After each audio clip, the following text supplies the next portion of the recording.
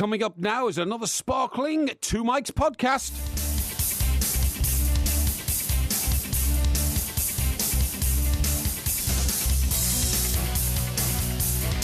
A very good morning and welcome to the weekend. We are the Two Mics. We'll be here for a 5-hour spectacular, of course, and I'm going to wish Mr. Michael Parry, who's looking very, very well, a very good morning to you, Mr. Parry. Yeah, a very welcome good morning to you as show. well, Mike. I'd like to say that it's good morning in terms of camaraderie and friendship, but unfortunately, because you've mounted this campaign all day today to try and discredit me, to try and besmirch my name, to try and make out that I was some sort of stumbling oaf and a fool at the office party last night, I feel that there is a distance between us during the show tonight, because that's not the sort of behaviour I expect from a friend. Well, as you know, being the seeker of truth and justice, all I was wondering was what happened at the party after I left, because when I left the party last night, knowing that I had to come to work, I left at 8 o'clock. You said to me, I'll be leaving very, very shortly thereafter. Yes, that's right. And then when I got people coming in the morning, some people drifting in throughout the show last night who didn't manage to find their way home, they said, oh, yeah, you were there actually rather late, and there was singing going on, there was dancing going on. I left about 9ish, 9:30. You then started denying it on Twitter, and then suddenly people started inundating me with pictures, with videos,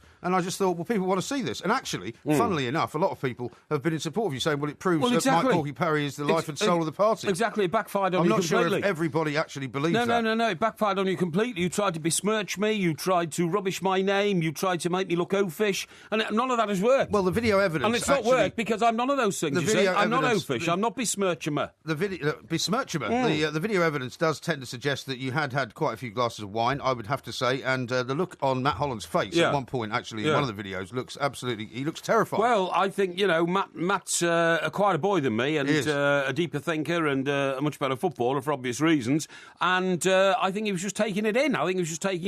But, you see, what really... The look on his face suggests he's never seen anything like it. What really disappoints me is I found out this morning, making some inquiries of my own, that you actually said to some people before you left, by the way, keep your eye on Porky, and when he gets a few down him and starts throwing a few shapes, that's not true. Make sure we get some video pictures of it, so I can humiliate the boy and denigrate him on the show tomorrow night. That is not true. Despicable behaviour. Not true at all. But and typical of you. I'll tell you what, coming up a little bit later on, we're going to be speaking to a vocal coach from American Idol. A vocal she's going to be giving you the best advice. I don't need advice. Well, some people are suggesting you should go on Britain's Got Talent with that voice. Let's have a listen to a bit of your song, where you were attempting to sing Maggie May by Rod Stewart.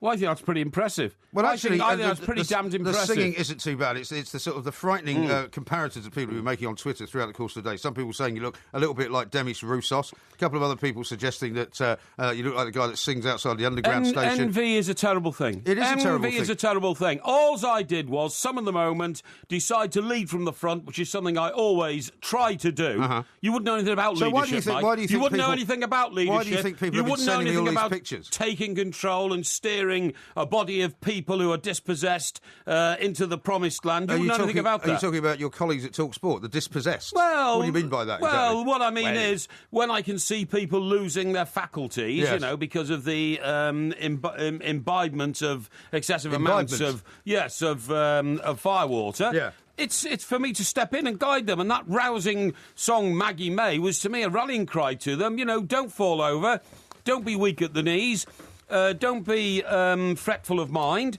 Just follow me. Don't worry what people think of you either. And some people have said it's the best singing they've actually heard you doing. Because there you go. It was reasonably in tune, and also you seem to know all the words, which is of course quite I knew remarkable. all the words. Of course I knew all the words. That is the song of my youth. So can you tell us anything else about the party? Did anything else happen that you should be informing us of? Because obviously, since I wasn't there, there might be things that you need to tell me. No, there's nothing I need to tell you. I had a long, deep, professional discussions with Andy Jacobs about the various aspects of our broadcasting techniques and all that kind of stuff. Was that before or after the singing? That was before the singing. Right. I had a long chat with Adrian Durham, complimenting Adrian on a first-class show and, many, many years that he's been doing it for now. He didn't make it in for his show today. Hey? He didn't make it in for his show today. What do you mean? He wasn't on.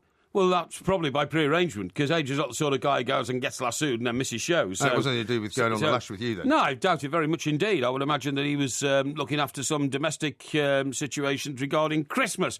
But... no, complimenting him on the longevity of his stay here at TalkSport, growing the numbers in his show every year. So for me, it was a movement in work as well as a little leisure. You see what I mean? I always tried to combine a bit of work with a bit of business and a bit of relaxation, a bit of rock and roll. All that came together last night. It was a wonderful celebration of what we're all about here at TalkSport. Yeah, no, I don't share the view that some people have that you were a disgrace, because I don't think you were. What do you mean? What do you mean? I'm sorry, qualify that. Who said I was a disgrace? Well, some people on Twitter were saying this is not the way to behave at Christmas parties, but other people were saying, of course, that it is the way to behave at Christmas parties. I was on the way in tonight, actually. I don't know if tonight is the most drunken night of the year or something, but there were people literally falling into the road and staggering around all over the place, because I think maybe this is the last night for office Christmas parties. And traditionally, I suppose, at office Christmas parties, that's what you're supposed to do. How are you supposed to behave then at a Christmas party? Go on, you tell me. Well, you're supposed to take a moderate amount of alcohol. You're supposed to leave reasonably early. I did take a moderate amount of alcohol. I remember every second of last night. I remember the moment I left, the time I left, the cab that I got into, the cab driver recognising my voice and asking me all about TalkSport, talking about you in particular and how I work with you and all that sort of thing, because this guy drives a cab overnight every night.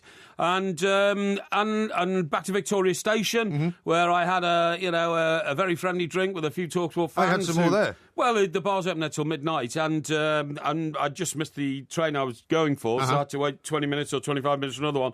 So I chatted to some people there who were, very friendly indeed. I couldn't possibly have been intoxicated, because if I was, in response to your call for let's hear the worst of Porky Parry this morning, people like that would have sent you messages saying, oh, don't worry, we found him legless in the bar at Victoria Station. What we'll do is we'll get the verdicts of the people that are watching these videos, and you can tell us whether you think that Mr. Parry was indeed disgracing himself, or whether he was just showing the way and having a great time. Just follow us at the Two Mics. You'll find a couple of videos there. Also, I think we should announce that that your obesity kind of campaign has taken off in a huge way, hasn't it? You were on Radio 4 a little bit earlier on as an expert. Well, not so much as an expert. Thanks to Mr. Brazil, going back 10 years now, landing me with the moniker Porky. Yes. They literally rang me up and they said, why are you called Porky Parry? Is that something to do with your bodily shape? Right. And I said, that is a joke. It's supposed to be. I said, but anyway, I chatted to them about it. And eventually they said, could you come and talk to us? We're talking to an expert and that kind of stuff.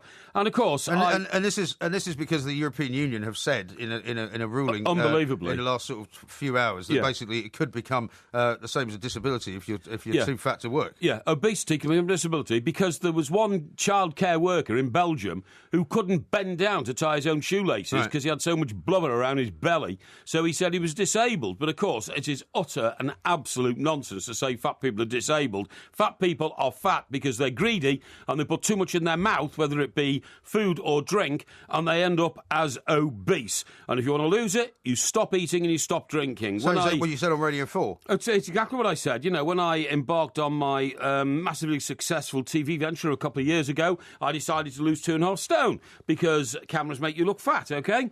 I lost that 2.5 stone, and then when I decided that, I'd created a TV empire, I wanted to come back to radio, I came back and I put the weight back on again because I didn't want to go through the disciplines you have to go through to stay slim. No. Well, do you want to hear what some of the people who were listening to you said about your appearance? Yes. These are absolutely dreadful guests on Radio 4, inarticulate and ill-informed. Experts would be a bit more appropriate, was one tweet. What? Are you mad? I've got a load of tweets here. I didn't know you were going to venture onto this subject, but I've got a load of tweets here following that performance in which people say spot on, absolutely spot on, and I got it all right.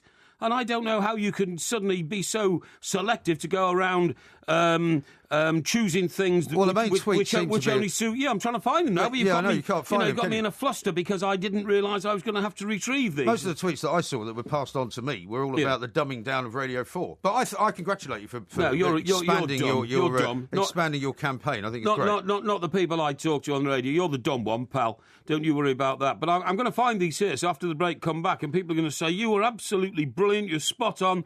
Here we are.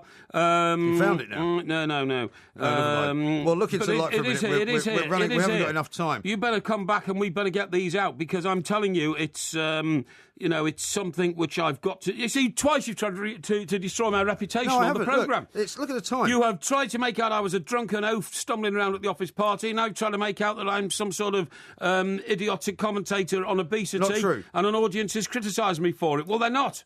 Look into the light for a moment. We are the Two Mics. This is Talk Sport.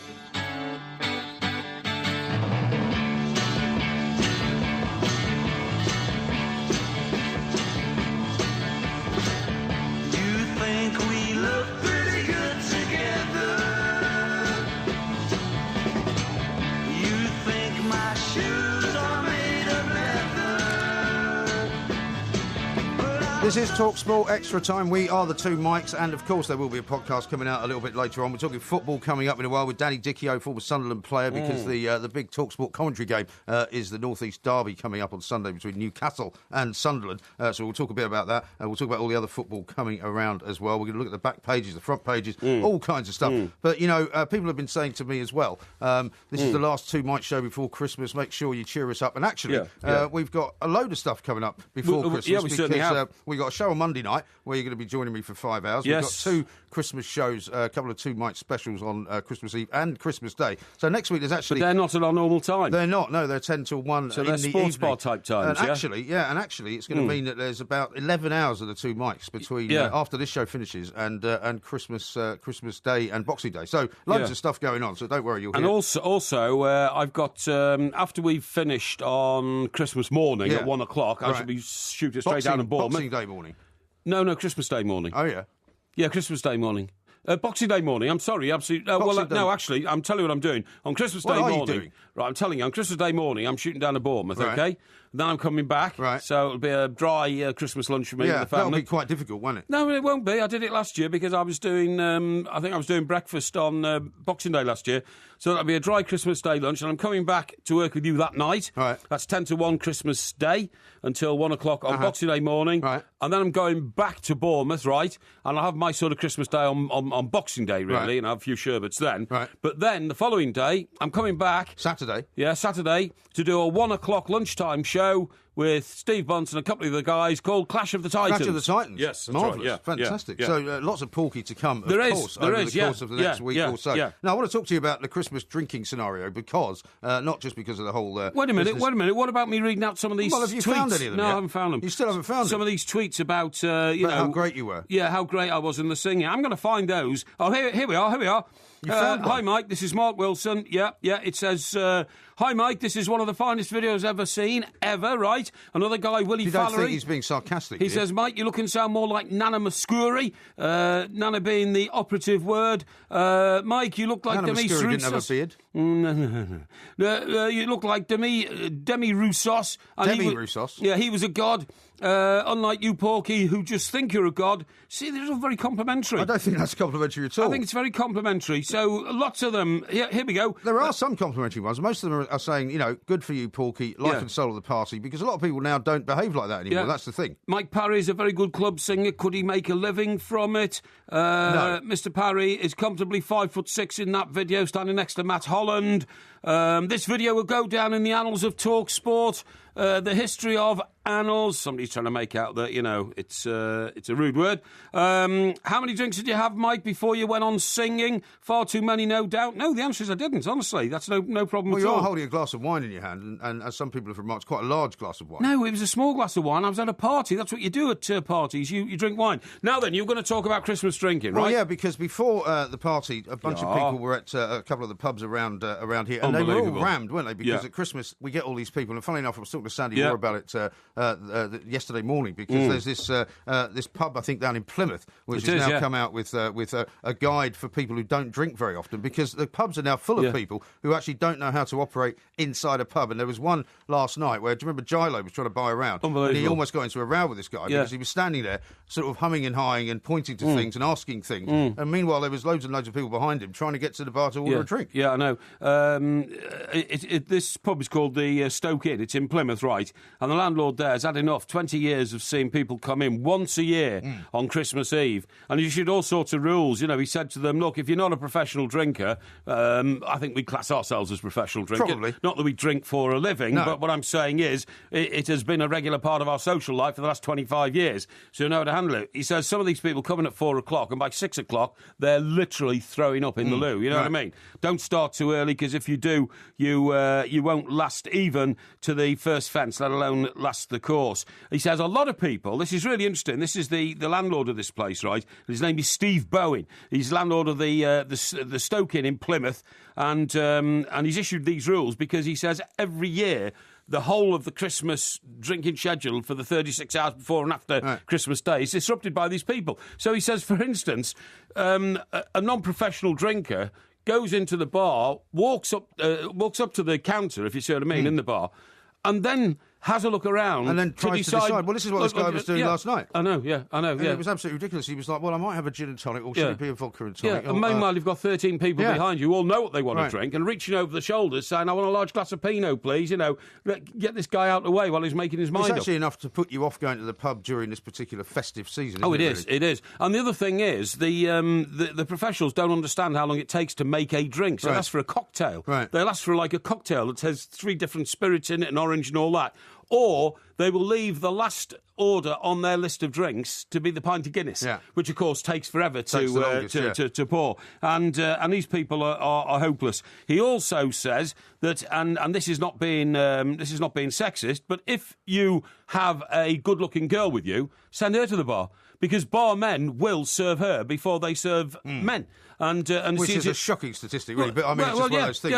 Yeah, but you do it the other way. If there's barmaids, then people like me, who look like a commanding male, you know, a sort of... Commanding male? Yeah, a commanding male. Is that how you see yourself in the Porky Mirror? No. I think I have that sort of air about me. I think I have that presence. Then I would go to the bar and I would get served first. You know what I mean? Right. Because that's the sort of effect I have on women. I've been hearing a couple. I mean, it's been amazing, actually, not to go back and harp on about the Christmas party, but I've been hearing about some of the chat-up lines you were using to some women as well. I don't know why people have been feeding me with all this stuff throughout the course of the day. And what is all this nonsense about? But apparently you were going up to women and saying, you know, do you know that they're doing an audition for the new Bond movie down in London tomorrow? Actually, don't you think you should go and possibly put yourself in because you could be a Bond girl? I did. I said that to about... you said it to about 4 different women. No, apparently. about half a dozen, actually. Half a dozen. But I thought it was very funny. Same line. I thought it was very funny.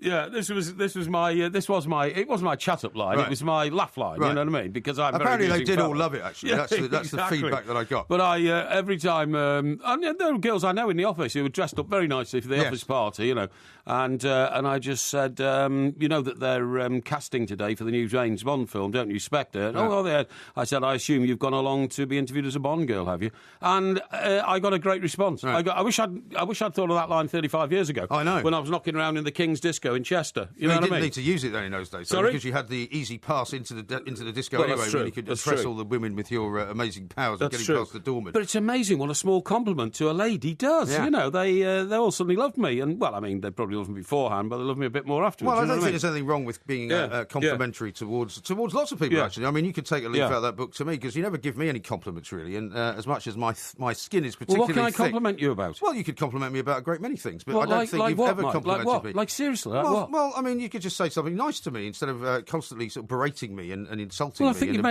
you've made a good choice of dog.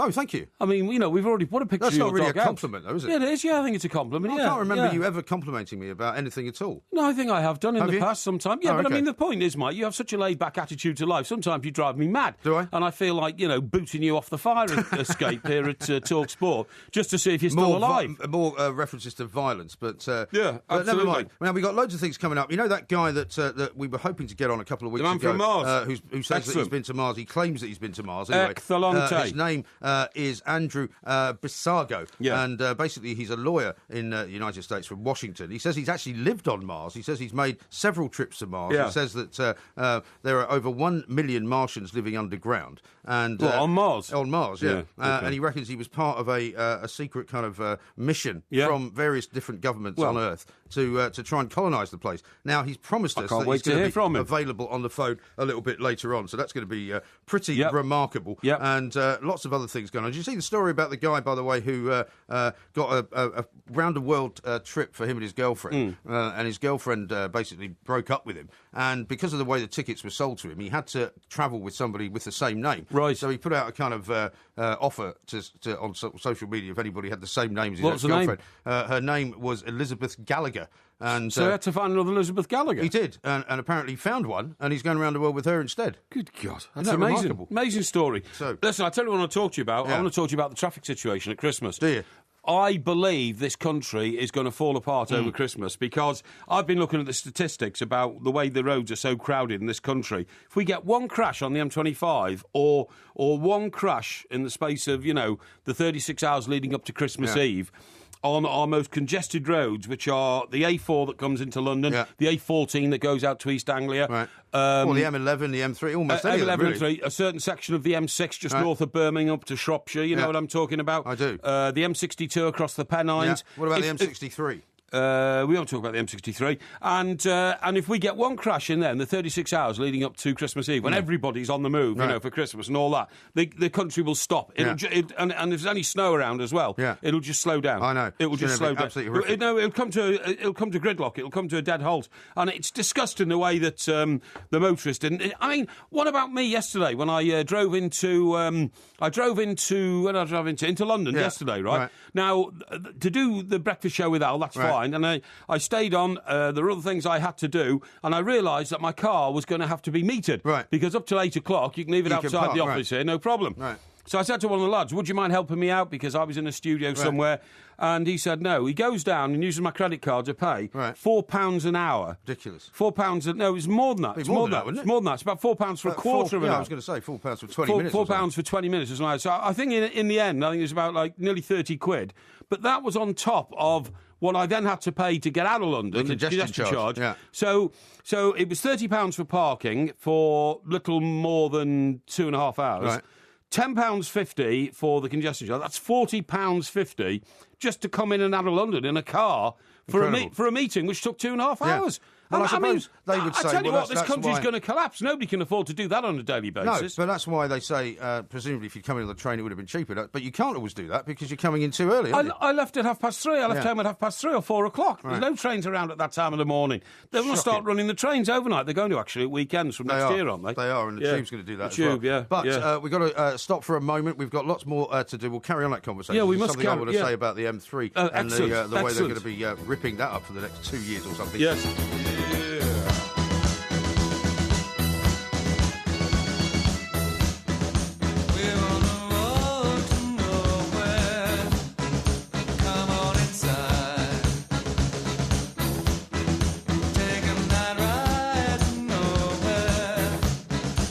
This is TalkSport Extra Time. We are the two mics. We've got loads coming up over the course of the next few hours. Got some tweets and text to read out to you as well. Darren, the Spurs fan, says this.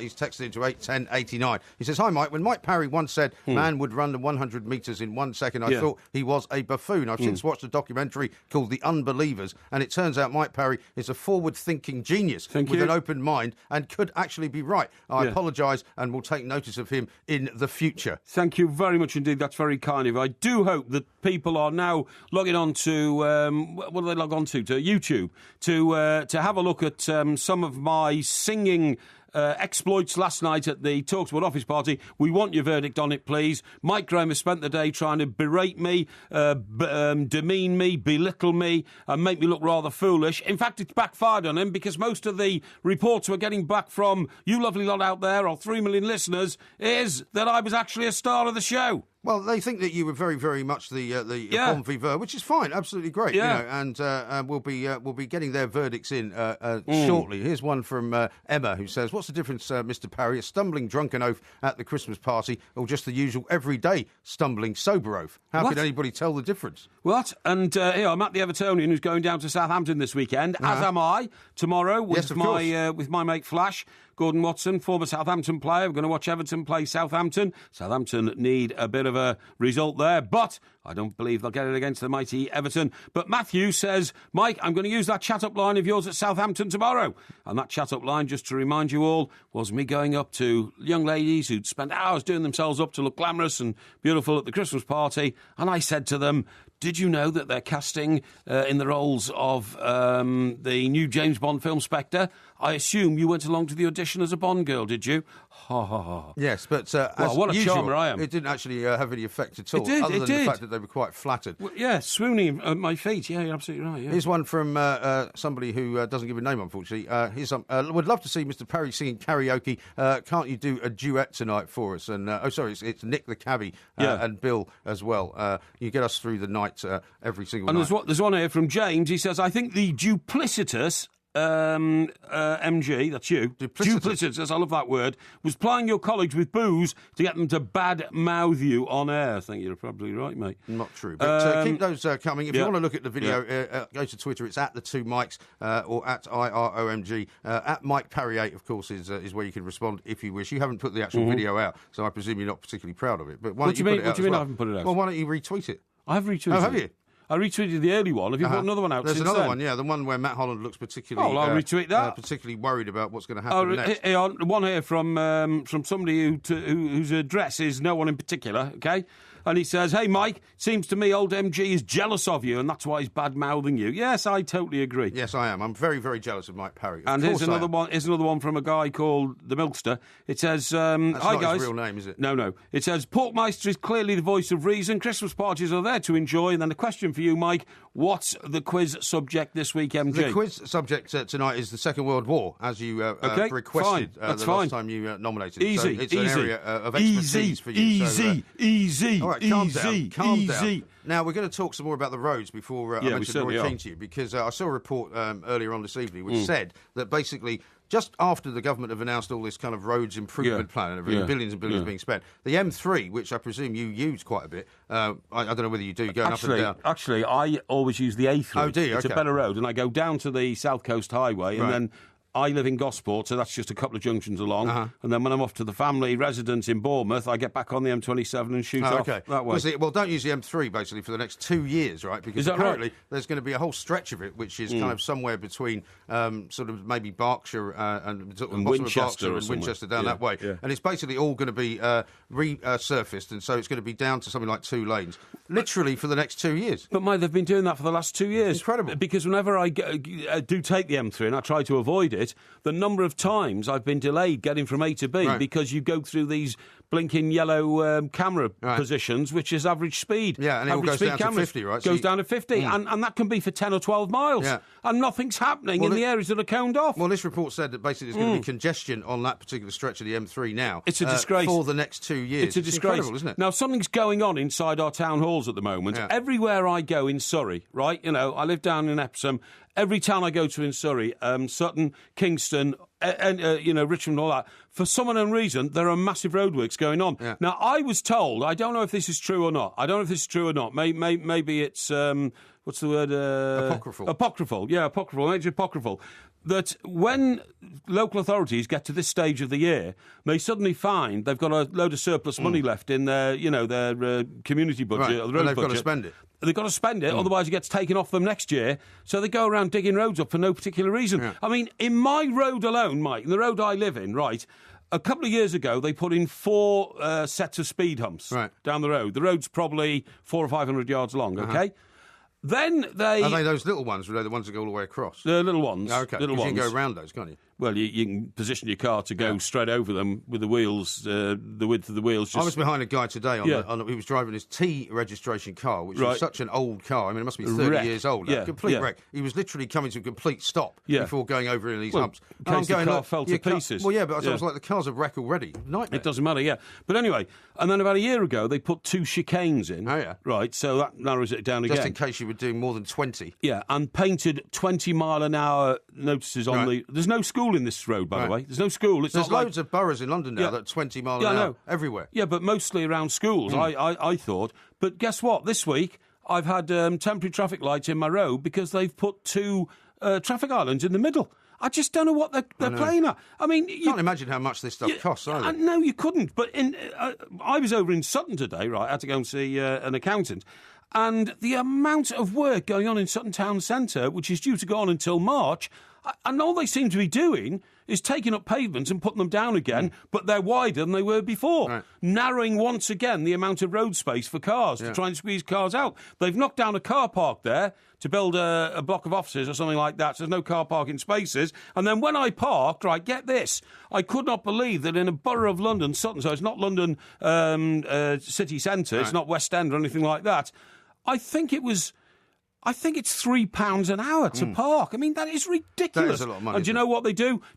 You see all these posters get slipped through your door. Happens to me in Epsom. Once again, the local authority has frozen council tax. What they don't tell you is they've doubled the cost of parking. They've doubled the cost of, whatever local authority services are. They need the money. Collecting rubbish and all that. It's an outrage. It's a scandal. That is and the people problem. just don't know how to run things. And I think local councillors who used to be amateurs, in the sense that they didn't charge anything, they weren't professional employees, were much, much better in those days using common sense than they are as professional blinking councillors these days. Yeah, I have to agree with you. I have to agree with you. Now, I've got to talk to you about Roy Keane, because you probably saw that story in the papers yesterday morning. Everybody else has picked it up as well. Amazing. And funnily enough, we had Terry Phelan on the show yesterday morning. And he was saying, well, because they kind of played a little bit together for Republic of Ireland. Yeah, of course he they said, did, well, Roy is the nicest guy when, certain circumstances are on. But he has these kind of fixations. He says it's just the way the guy is. You can't really take it away from him. And it's a remarkable thing to have done, though, isn't it? To go round to old Cleverley's house and try and sort of basically doorstepping, which is what you and I used to do for a living. Well, we do knocking on people's doors to try and get them to give us a story. Get them to come out of the house. You're absolutely right. I think this is crazy. I'm sure this report is true because it's now appeared in a number of newspapers. Yeah, everybody's appeared in one picked it paper up, to start off with. But just to let our listeners know, Tom Cleverley plays with him at Aston. He's playing for Aston Villa, obviously, and Roy Keane was there as a coach. And Tom Cleverley is accused by Roy Keane of spreading a story that Roy Keane left Aston Villa not because he wanted to concentrate on his role with Ireland, but because he had a training ground punch-up, verbal training ground altercation with a number of players. Including Gabby Agbonlahor. That's right, Agbonlahor, So he goes round to Tom Cleverley. They only live a couple of miles apart in that golden triangle in Cheshire, round Hale and Hale Barnes and all that kind of stuff, and finds him not to be there. Extraordinary behaviour. But, he is, as you quite rightly say, what Tom Pym said, the thing that sticks out in my mind about when he was running Sunderland was that one morning, he told the players the day before, final training session, before we go travel away to the next game, to the away game, the coach leaves at 9 o'clock. And two of the lads got stuck in a traffic jam, got there, and I think they got there at like 2 minutes past 9. The coach had gone. And, he had this fixed rule. The coach goes at 9 o'clock. If you're not there, you don't get on the coach. No exceptions. No exceptions. And these were two regular players, I mean, that to me is demonic behaviour. It's the sort of behaviour that Paolo Di Canio tried to impose on Sunderland. And it's the sort of behaviour that when any manager tries it on, it never seems to work. No, it never works. But the thing that surprises me about this is that you'd think that having got out of that Aston Villa situation, why would he bother about going back into it and sort of trying to find out who was spreading stories? It doesn't really matter anymore. But the only thing he's doing by attracting more headlines is actually endorsing the story. If he'd have just ignored it and ignored what Tom Cleverley's saying, then it would only have spread around the football community in a very, very small part of the football community in the Midlands. Now it's a nationwide news again, and Roy Keane's being accused of being out of control again. So he's crazy to have pursued it. You're absolutely right. Now, what was the most notable doorstep you ever did? The most notable one, in terms of the person being famous, or in terms of something strange happening? What came of it? Well, I suppose the strangest one I ever did was when I was working in America. I ended up somewhere down in Tennessee, I think it was. Because it was about there was a story that the National Enquirer had done about a guy that. So Southern Comfort comes from, isn't it? It is, I think. And it was about a guy who was having a very sort of strange relationship with his mother, and they were living together, and went down. It was in this really bad sort of housing project on the outskirts of Nashville, I think it was. And I had a photographer with me, and normally you would knock on the door, and normally you would just kind of either get told to get lost, or they would open the door, or they would speak to you. On this occasion, me and the photographer knocked on the door, and we told the guy behind the door what we wanted. And he said, "I've got a shotgun. If you don't move, I'm going to blast you, and I'm going to shoot you." And I thought, well, since it's Tennessee, we should probably go and get out of the way. And so that was probably the most notable one that I was threatened with death on. But I mean, lots of famous people have told me to F off in various different ways. But it was a very thankless task, really, knocking on people's doors and expecting them to be nice to you. It depends on the circumstances. A couple I remember was, You know who Alistair Campbell is? Yeah. Alistair Campbell became very famous in this country. Doctor, yeah. The spin doctor and all that kind of stuff and whatever.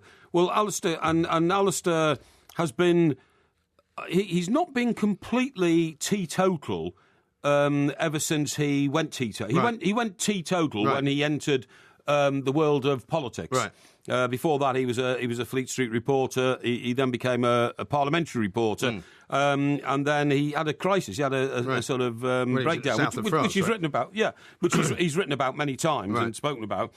But then when he got into the political world, he became a teetotaler. But over recent years, I'm told, and, you know, he has the odd glass of wine with dinner and that kind of stuff. He hasn't got a drinking problem or anything like that. But anyway, the point of my story is, Ali and I doorstepped a place once where I had to get hold of the woman.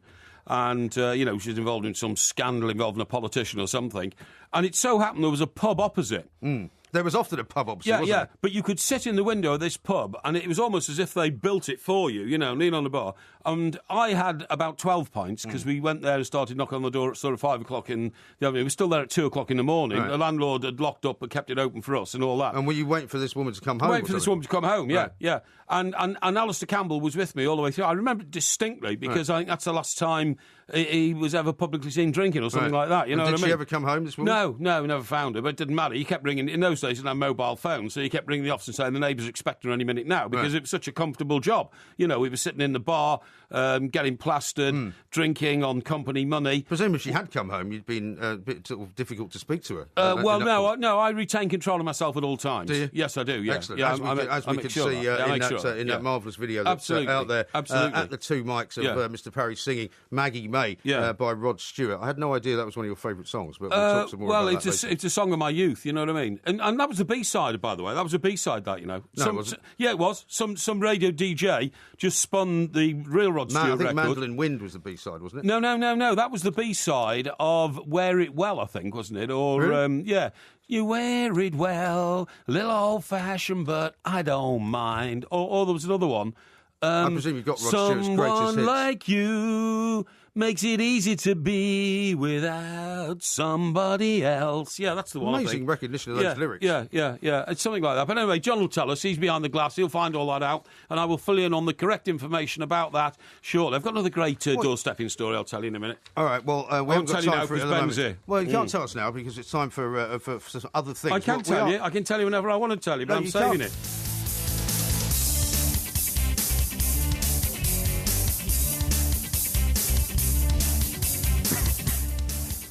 This is TalkSport Extra Time. We are the Two Mics. You can tweet us at the Two Mics, at Mike Perrier, and of course you can tweet at IROMG as well. I've got a couple of texts to read out to you. Here's one from Andy, the South End cabbie. He says, "My God, I've just played Porky Parry singing Maggie May to my office party revellers, and it created my first ever in-car tumbleweed moment. In fact, I had to stop at the side of the road so a young lady could be ill at the roadside. What? Porky clearly has this effect on women." Well, you're crazy. I mean, that can't possibly... I mean, he's having a laugh, and I appreciate you having a joke. Appreciate having a joke. What's his name again? His name is Andy the South End cabbie. OK, Andy in South End. That's fine, mate. We all like to have a laugh here on TalkSport. However, the professional verdict is that it wasn't bad at all. Yes. Have we just verified what I said about Rod Stewart's record? I don't know, have we? Yes. Reason to Believe was the A-side.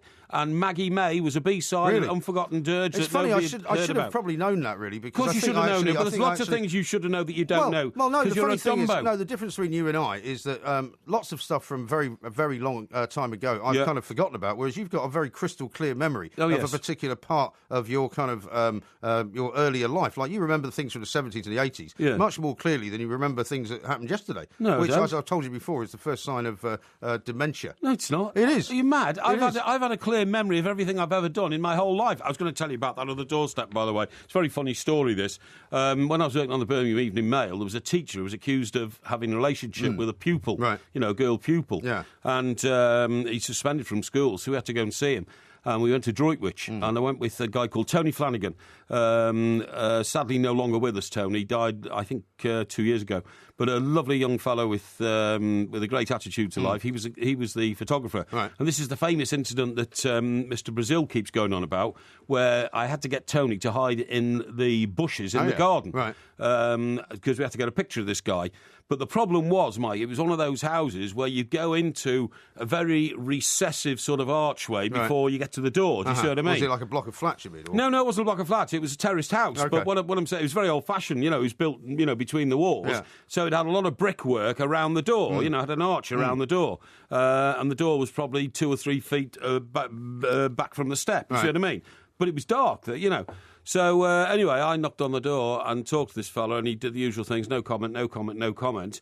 And I could hear this. And that was the annoying thing, because people listening to this won't know what it's like being a reporter. You'd ring the desk and say, he doesn't want to talk. Yeah. And they'd say, well, go back and ask him again, or go back and put a note through the door, or go back and offer him something or other that might make him talk. On one time, I was told to go back, and I was asked, was there a chimney in the house? Yeah.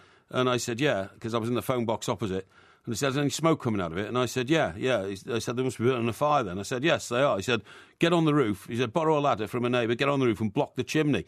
Smoke them out. I remember you telling us that story. That was P.J. Wilson from the Sunday Mirror. No, but anyway, to get to this one, so I was talking to the guy, and all I could hear was this whirring and clicking noise. And I thought, well, the guy I'm talking to must be able to hear that. But I mean, if he did, he didn't know what it was. Right.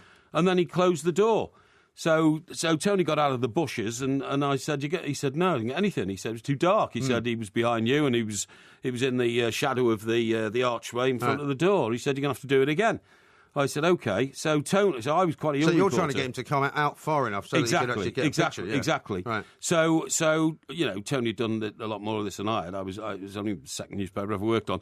And he said, look, this time, knock on the door. When he answers it and says, and I've nothing to say, swear at him. Call him the worst filthy name you can for what he's, allegedly been doing to this young girl. And he'll go for your throat. And then you step back 2 steps and he comes out. And it worked perfectly. And he got the picture. I knocked on the door. I said, look, one thing, and I said, why are you such a... And then and he literally lunged forward like that to get to my throat, but I'd stepped back 2 paces. So he came out of the doorway, and then all I could hear was the motor drive going on the Tony's camera. And how far did you then retreat? Did you have to keep going backwards? Otherwise, I retreated across the path. It was about 2 paces, but that's all Tony needed for the guy's face to come out into the light. You see what I mean? It's incredible, isn't it? Those are the kind of things that you would do. I mean, because you can't imagine anyone doing that in this day and age. Post Leveson and post probably not kind of the stuff that's come out. I once had to doorstep Burt Reynolds. There was a time in America when I was working there that Burt Reynolds kind of disappeared from public view, and nobody knew what happened to him. And there started to be all sorts of rumours about cancer the fact and all that this. he was either suffering from some illness. Some suggested he might have had AIDS at some point or other. So all these stories were being written, and he had this big kind of house down in Florida in a place called Jupiter Island, which is this very sort of... Wasn't that Tiger Woods' place? Yeah, I think he's got. I think he's got a place down as well, and it's very much a sort of enclave for celebrities. Sure, so we first, of course, me and a photographer drove down onto the island, and you had to go through this kind of security gate. Yeah. And they've actually got a strip that runs underneath the road, which tells the people in the little box whether your car is moving or stopped. And so when we stopped outside the Burt Reynolds mansion, suddenly there was a security guy right behind us, and he's like, why have you stopped? And we said, well, this is a private security firm, isn't it? Yeah, private security firm. And they said, you're not allowed to stop here, you'll have to keep moving, sir. So we thought, well, we can't doorstep from there. And so we had to kind of figure out what was going on around the back of the property. Around the back of the property, it was the river, which is the intracoastal river between the sea and the land. Yeah. And so we had to hire a boat, basically, and we sat on this boat, drinking beer and watching the back of Burt Reynolds' house for about 4 days. Right. And we never saw him. And every time we ran the office, they said, yeah, it's fine, just hang out there. And it was one of those little great kind of spontaneous holidays. And at one point we got so bored that we thought he had a boat berth there as well, which was called the Gambler, the Lady Gambler or something like that. Right. And we just went on the boat and started taking a load of pictures of what the inside of it was like, not realising that, in fact, probably nobody would ever use the pictures because we shouldn't have actually been on there. No, exactly. But it was just a crazy time, wasn't it? Well, I had to doorstep John Conte once, and I knocked on the door. And Conte had been accused by some newspaper of, having, I don't know, domestic problems and... business problems or whatever. Always a slightly dangerous thing, that. These are all allegations. And funny enough, I've met John a number of times since, and he denied them anyway. Right. But all that happened on this particular night was I knocked on the door. John Conte came rushing down the stairs in Bushey in Hertfordshire. But it was one of those houses that were built in those days where the wooden stairs went up right next to the window at the front of the house. You see what I mean? Right. So I saw him hurtling down the stairs. As soon as I knocked on the door and he knew who it was, he came out He opened the door, and I thought he's going to hit me. Not that he did, and he's not a violent man. But if he had have done, I wouldn't have woken up for a week. Because, he was, he'd just been world light heavyweight boxing champion. But on the boat one, do you remember that lad we used to have in New York who was actually a building worker turned photographer? And for some unknown reason, he became obsessive about the Kennedys. And he used to drive up to Hyannis Port, and he bought a boat up there, and all he ever did was sit in his boat off the Kennedy compound. Because that was another place where you couldn't actually stop a car. If you stopped a car anywhere on the road outside the Kennedy's compound, the cops would be there within seconds to say, you can't stay here, move on. No, Kennedys were the royal family of America in those days. Yeah. But he got loads of pictures and he designed his boat so that nobody knew there was anybody on it. Right. He just drilled a hole in the side of the cabin, big enough for his lens. Just moored there. Yeah, just moored there, and he just sat on it, and they could never work out where all these pictures were coming from of, the Kennedys with all these loose women that they're knocking around with and all that kind of stuff, Yeah. Amazing stuff. Incredible times. A couple more tweets that have come in and texts as well on the subject of your voice, because we're going to be talking very shortly to a woman called Adriana McPhee, who is the vocal coach for American Idol. You know what that is, right? Adriana McPhee. I know that she's Scottish, actually, but you can ask her if that's where her antecedents are. She does vocal lessons because, it may well be that there is a side business that you could get into doing that, doing a bit of singing. But a lot of people saying that Britain's Got Talent perhaps is the place for you. Oh, because, I would think so. Maybe you should go on it. Here's one from Phil who says, Porky, you didn't lift your shirt up like you did at Everton, but you seem to be always wearing the same shirt. I'm not sure if that's true. No, rubbish. Every shirt I've got is blue, basically. I've got about 15 of them. Right. Got a lovely one here from James Hope. Great early Christmas present, fellows, with the Two Mics radio show on TalkSport for 11 hours over the festive period. True. That's very nice, you, James. Thank you very much indeed. Here's one from Pegasus Media. You're feeling all right? Can't beat a bit of karaoke. That's the first time that's been mentioned. It's quite good. Karaoke. The man is a machine with endless talents. And he says, keep up the good work. And Graham says, why is Parry going on about the price of parking? Couldn't his guardian angel find him a free parking space? Well, I'd like to, but you don't get free parking spaces anymore. David Levine, who is the producer of this show, but also one of the architects of trying to stitch me up last night. Not at all. Says, here, Mike Parry 8 singing Maggie May at the TalkSport Christmas party, and then he puts out the YouTube link. So I'm going to retweet that. Yeah, why are you reading that one out? Because that's the one. That's the actual video that we want people to look at. Well, I'm going to retweet it because you see, David is in league with you, and this is designed to try and humiliate and belittle me. But in fact, it's working the other way around. Well, this is the more people who are seeing this, and that's now just gone out as a retweet, the more admiration I'm getting from everybody. Yes. Well, this is the one that shows Matt Holland looking slightly sort of bemused and almost terrified at one point, not sure what to do next. But we'll talk some more about that coming up. Because Adriana McPhee is going to join us. She's going to tell us what she makes of Mr. Parry's performance of that Rod Stewart song, Maggie May.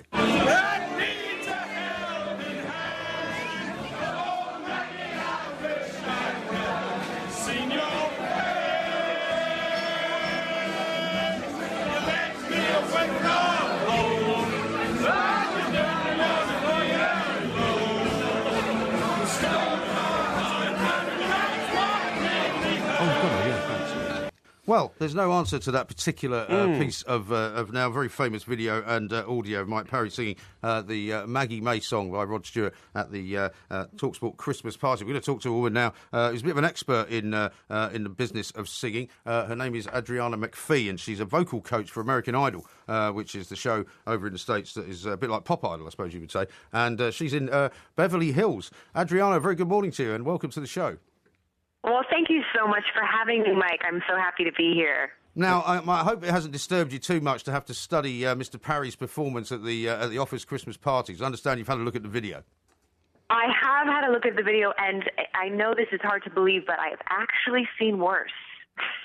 Oh, well, you've seen much worse, Adrian, I'm sure about that. But the point is, I'm trying to get into the spirit of Christmas, to spread goodwill, to spread cheer. And my colleague here, who's also called Mike, by the way, much to my disdain... Would you like to have that name to yourself, then? Yeah, I would, actually. is going around telling people to watch it in the hope that I will be ridiculed and demeaned, whereas, in fact, I'm getting tremendous amount of admiration from people who, if they had the same confidence factor that I've got, would get up and sing at their own Christmas parties, but they're too shallow and they're too shy and they're too insecure to do it. Well, I give you a lot of credit, Mike, because one thing that I try to get all of my students to do and some contestants on American Idol is show some passion and some guts. Yes. And I must say, my hat is definitely off to you, because one thing that I definitely saw was your incredible passion shining through. So I say bravo to you. I really say it's not too bad. Thank you very much indeed. And do you think there's any potential in there? Because obviously we have similar shows here. I'm not sure about the look that Mr. Parry's got, somewhere between Demis Roussos and Kenny Rogers, I guess. But you know, is there any potential, do you think, in his voice? Could you improve on it? I definitely think that there is some potential. I mean, you know, it's what I always say to whenever my students are singing at a bar, make sure when you're drinking, make sure your audience is drinking a little bit more. That always seems to help. But I definitely think there is some potential. What I saw in you, Mike, too, was a really nice connection with your body. You know, I like to talk with people about the connection with their body and how they're really engaged in the song completely. And you definitely have that going on. So I see, you know, a big career in your future. Thank you very much indeed. It's very kind of you. Adriana, what is it about singing that makes people feel better? You know, whether they're doing it themselves or whether they're in the audience watching somebody else do it. I mean, it's an expression of... I don't feel better having seen that. No, hang on. It's an expression of energy, of outpouring, which always makes us feel better. People don't sing to be sad. They sing to be happy, don't they? Absolutely. I think what it is about singing, too, is, and it's interesting that you say that, because I just got off a Skype voice lesson with a singer that I'm working with in Hong Kong, and he speaks no English.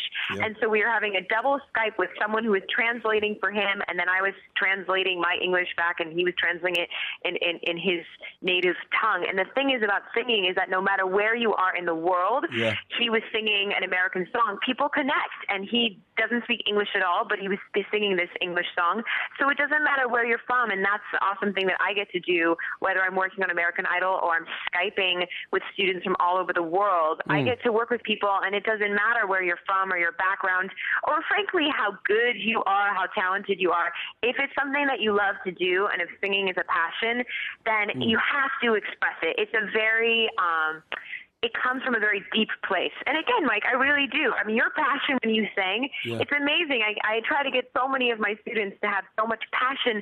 And I always say, it doesn't matter. There's a lot of great people who have wonderful voices in the world. But if you don't feel something from them when they sing, it's practically worthless. So for you, you know, it's a visceral experience when we have when we sing. It is visceral, and I am known for my passion. The point you've just made there about even if you don't understand English, Adriana, I mean, it's a fact of life as far as I'm concerned that John Lennon got rid of communism purely through his music. Once the Russian youth picked up on the Beatles and John Lennon decided this was the greatest sound they'd ever heard in the world, that was the end of communism and the end of the Soviet Union. They decided to pull the wall down so that they could get free, get into the West and get some... about another 25 years. And get some more Beatles music. Do you agree with me?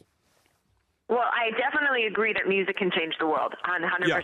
Yeah. And I think it's an incredibly powerful thing. And the fact that, you know, again, going back to that I get to sit here in my studio in Beverly Hills and work with people from Australia, from China, from Austin, Texas, from Europe, from anywhere in the world, and that it connects people. And we get to, you know, if you want to get deep for a second, we get to lay down kind of all of our BS that goes around in the world sometimes, and really just honor the fact that we're all much more the same than we are different. And that I know for sure. And singing definitely brings you together. I mean, just watching your YouTube video, you know, everyone's singing together and having this fabulous time and really not giving a you know what about how you're sounding. It's just more about the experience of being together. I mean, that's an amazing thing. I think if we had more of that in the world, I really believe that we would have more joy and more happiness and less of all the other crap. And Adriana, do you think, as much as you admire Mike Parry's passion, do you think you can show this to people as an example of how much passion they should have? Good idea. Is it of any use to you, is what I'm saying, I suppose?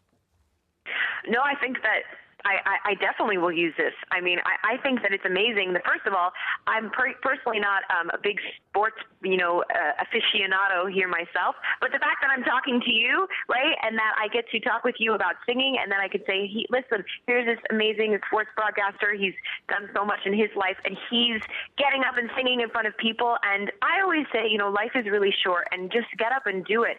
Don't give, you know, crap about what anybody else has to think and just go for it. So I definitely will use you as an example of someone who's living life to the fullest, because that's what I see when I saw you, truly. Excellent. That is absolutely excellent news. Adriana, you have absolutely sussed me out in a way that few people do. Well done. Thank you for coming on our show. Do you not want to Well, thank you so much for having me. You don't want to use your James Bond line on it, do you? Well, no, I don't think so. Adriana sounds like a very, very sophisticated lady to me. I'm sure she is. Adriana, he was talking to several women last night and suggesting that they should have all gone down to a James Bond audition because that's how beautiful they were. And to become Bond girls.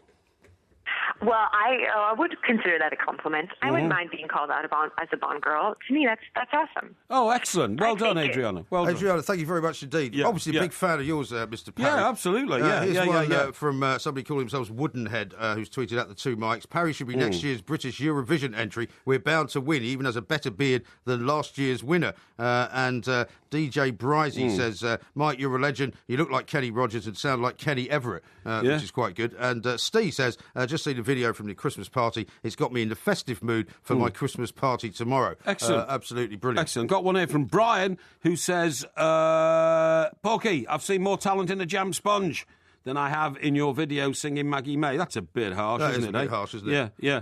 Here we are, talking about North East fans, because we were talking about North East football before. How amazing Evertonians are. Sold out tomorrow and reported 20,000 going to young boys. That's for the next round of the Europa League. That's quite a long way off now, though, isn't it? Eh? It's quite a long way off now, that, isn't it? It is, yeah. It's I think it's start of February, and then Champions League kicks in at the end of February. But this is talking about the Southampton game, of course. Evertonian sold out tomorrow, so I'll see all you boys down at Southampton tomorrow. Yeah, that's going to be quite a cold day, isn't it, down there? Are you going to be where are you going to be sitting? I seem to remember you going to the Southampton game last year, and you went. I think you went with some quite important people, didn't you? Oh yeah, I normally go with important people, but one year I was in the directors' box with the Everton directors, and it was so cold, man. Our fingers were freezing. I mean, it was terrible. Don't you never wear gloves though? No, I don't believe that men should wear gloves. Why not? I just think it's a sissy. You're a sissy if you wear gloves. Really? Yeah, I do, honestly, yeah. What about a scarf? I don't mind a scarf. Don't mind a scarf worn like a sort of what do you call it? Like a cravat. Like a sort of cravat. Tied that's right, around. Yeah, that's right. Yeah. So you don't own any gloves at all? That's amazing. I do own gloves because people like my mother keep buying me gloves. Yeah, but I never the sort wear of thing them. you get for Christmas, isn't it? Yeah, it is. That's right. Yeah, but I don't wear them. I mean, if I was very cold at a football match, I'd definitely put a pair of gloves on. I don't think there's anything wrong with that. No, I wouldn't. Especially when half the players on the pitch are wearing them as well, I don't mind them wearing them because I used to condemn that when you saw. I mean, funny enough, Kevin Phillips, I think, is on the breakfast show, isn't he, this morning? And I think he was one of the first English players who decided to wear. He used to wear black gloves when he played for Sunderland and Leeds. He played for as well, didn't he? I remember his white shirt and his black gloves.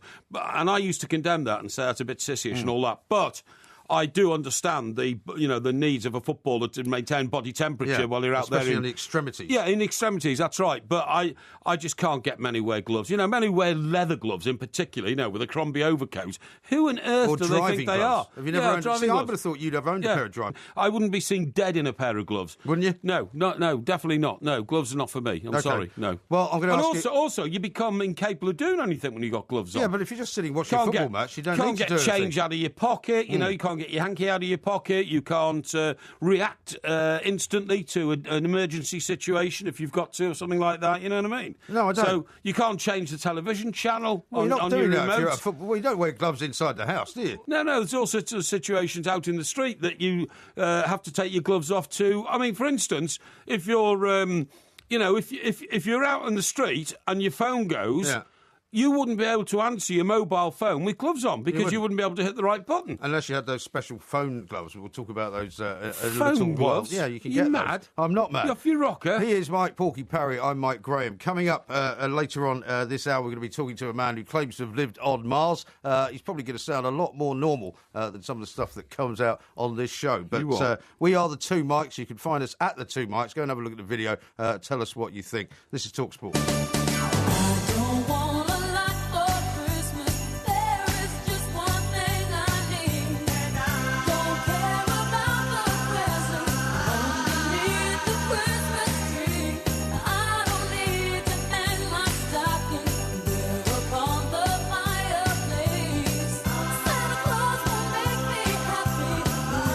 This is TalkSport Extra Time. We are the two mics. Do you know, actually, on the way into work tonight, for the first time, I actually felt quite Christmassy. Yeah. It wasn't a Christmas party. Yeah. It wasn't sort of buying presents last week.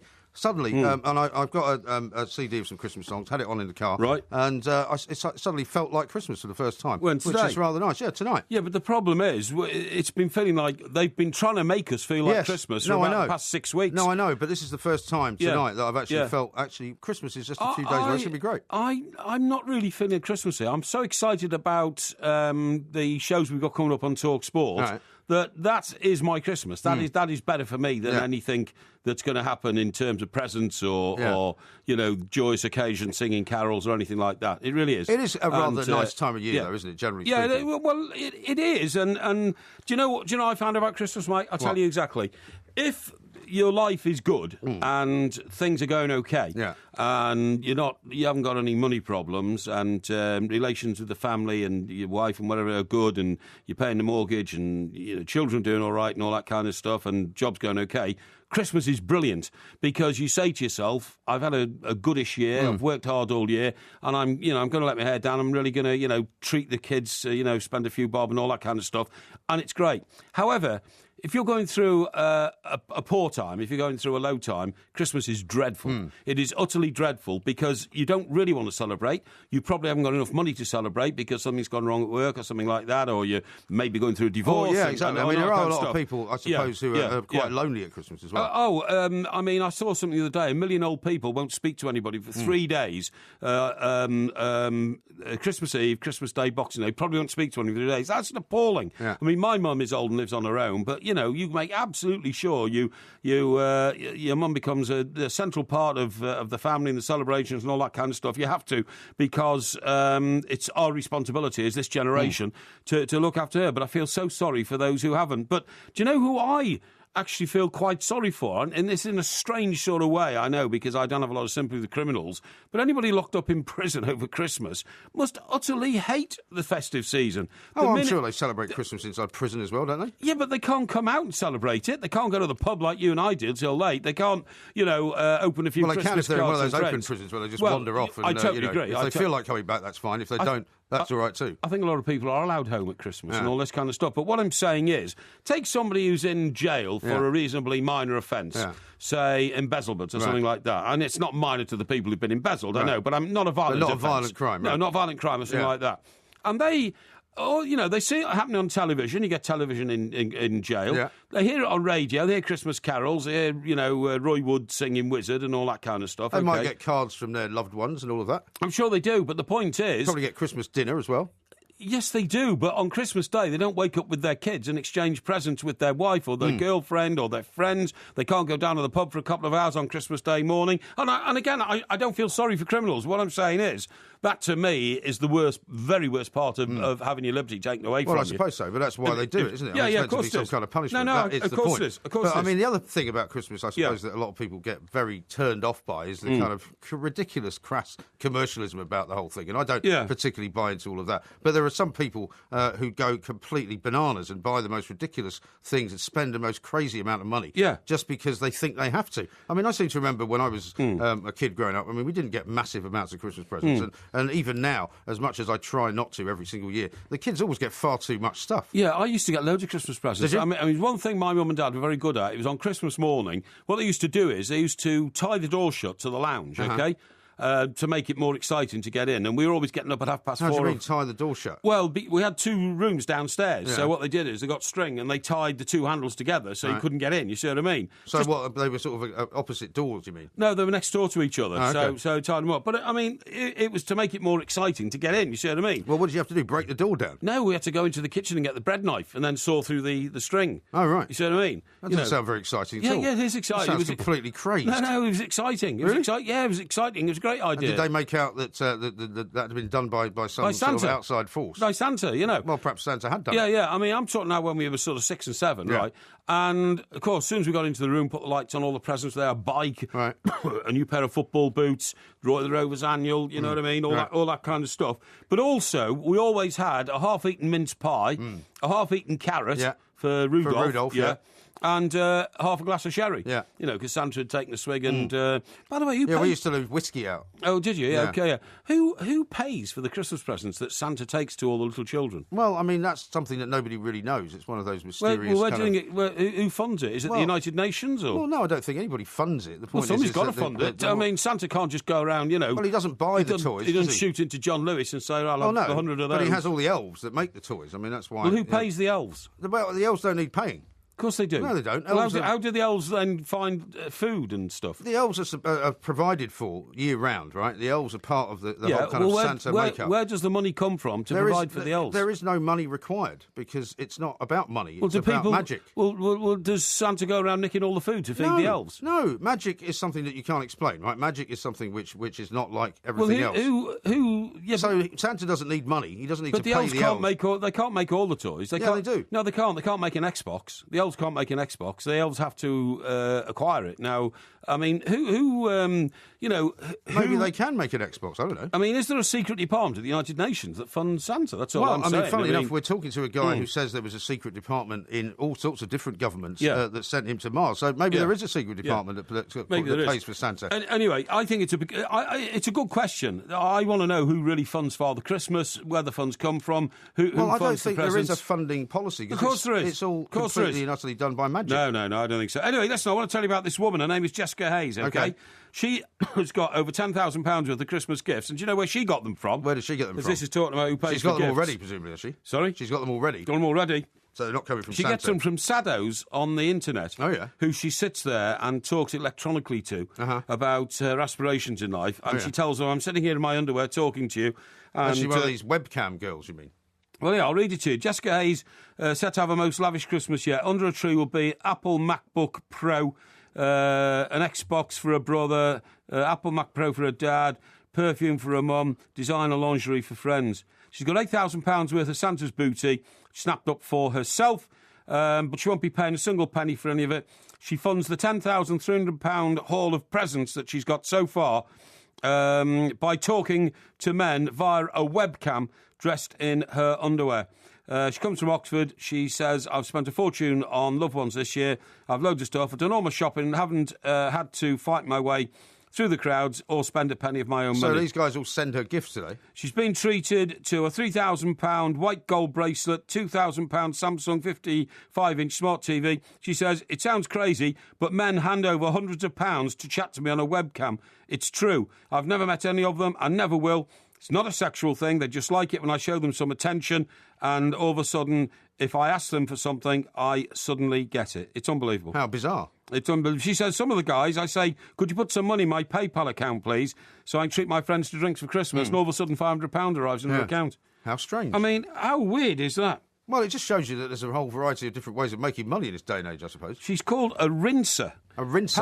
Apparently she's not the only one who does it. Apparently loads of women take advantage of sad, lonely, deluded Well, maybe it makes the people who are giving her the gifts quite happy to do it. Maybe they haven't got anybody to give gifts to. So maybe she's supplying kind of a service. She's not doing anything particularly wrong, I suppose, She says in 1 year she's amassed £80,000. And, of course, that's all tax-free because it's gifts. I mean, so when it's not Christmas, do the people put money in her account? I don't know. She does, I suppose so. Yeah, she asks them for all sorts of things and they do. But she has no shame about it. She's there's a picture of her here posing with it, and saying, I've got my Dior perfume and all that kind of stuff. And they just do it.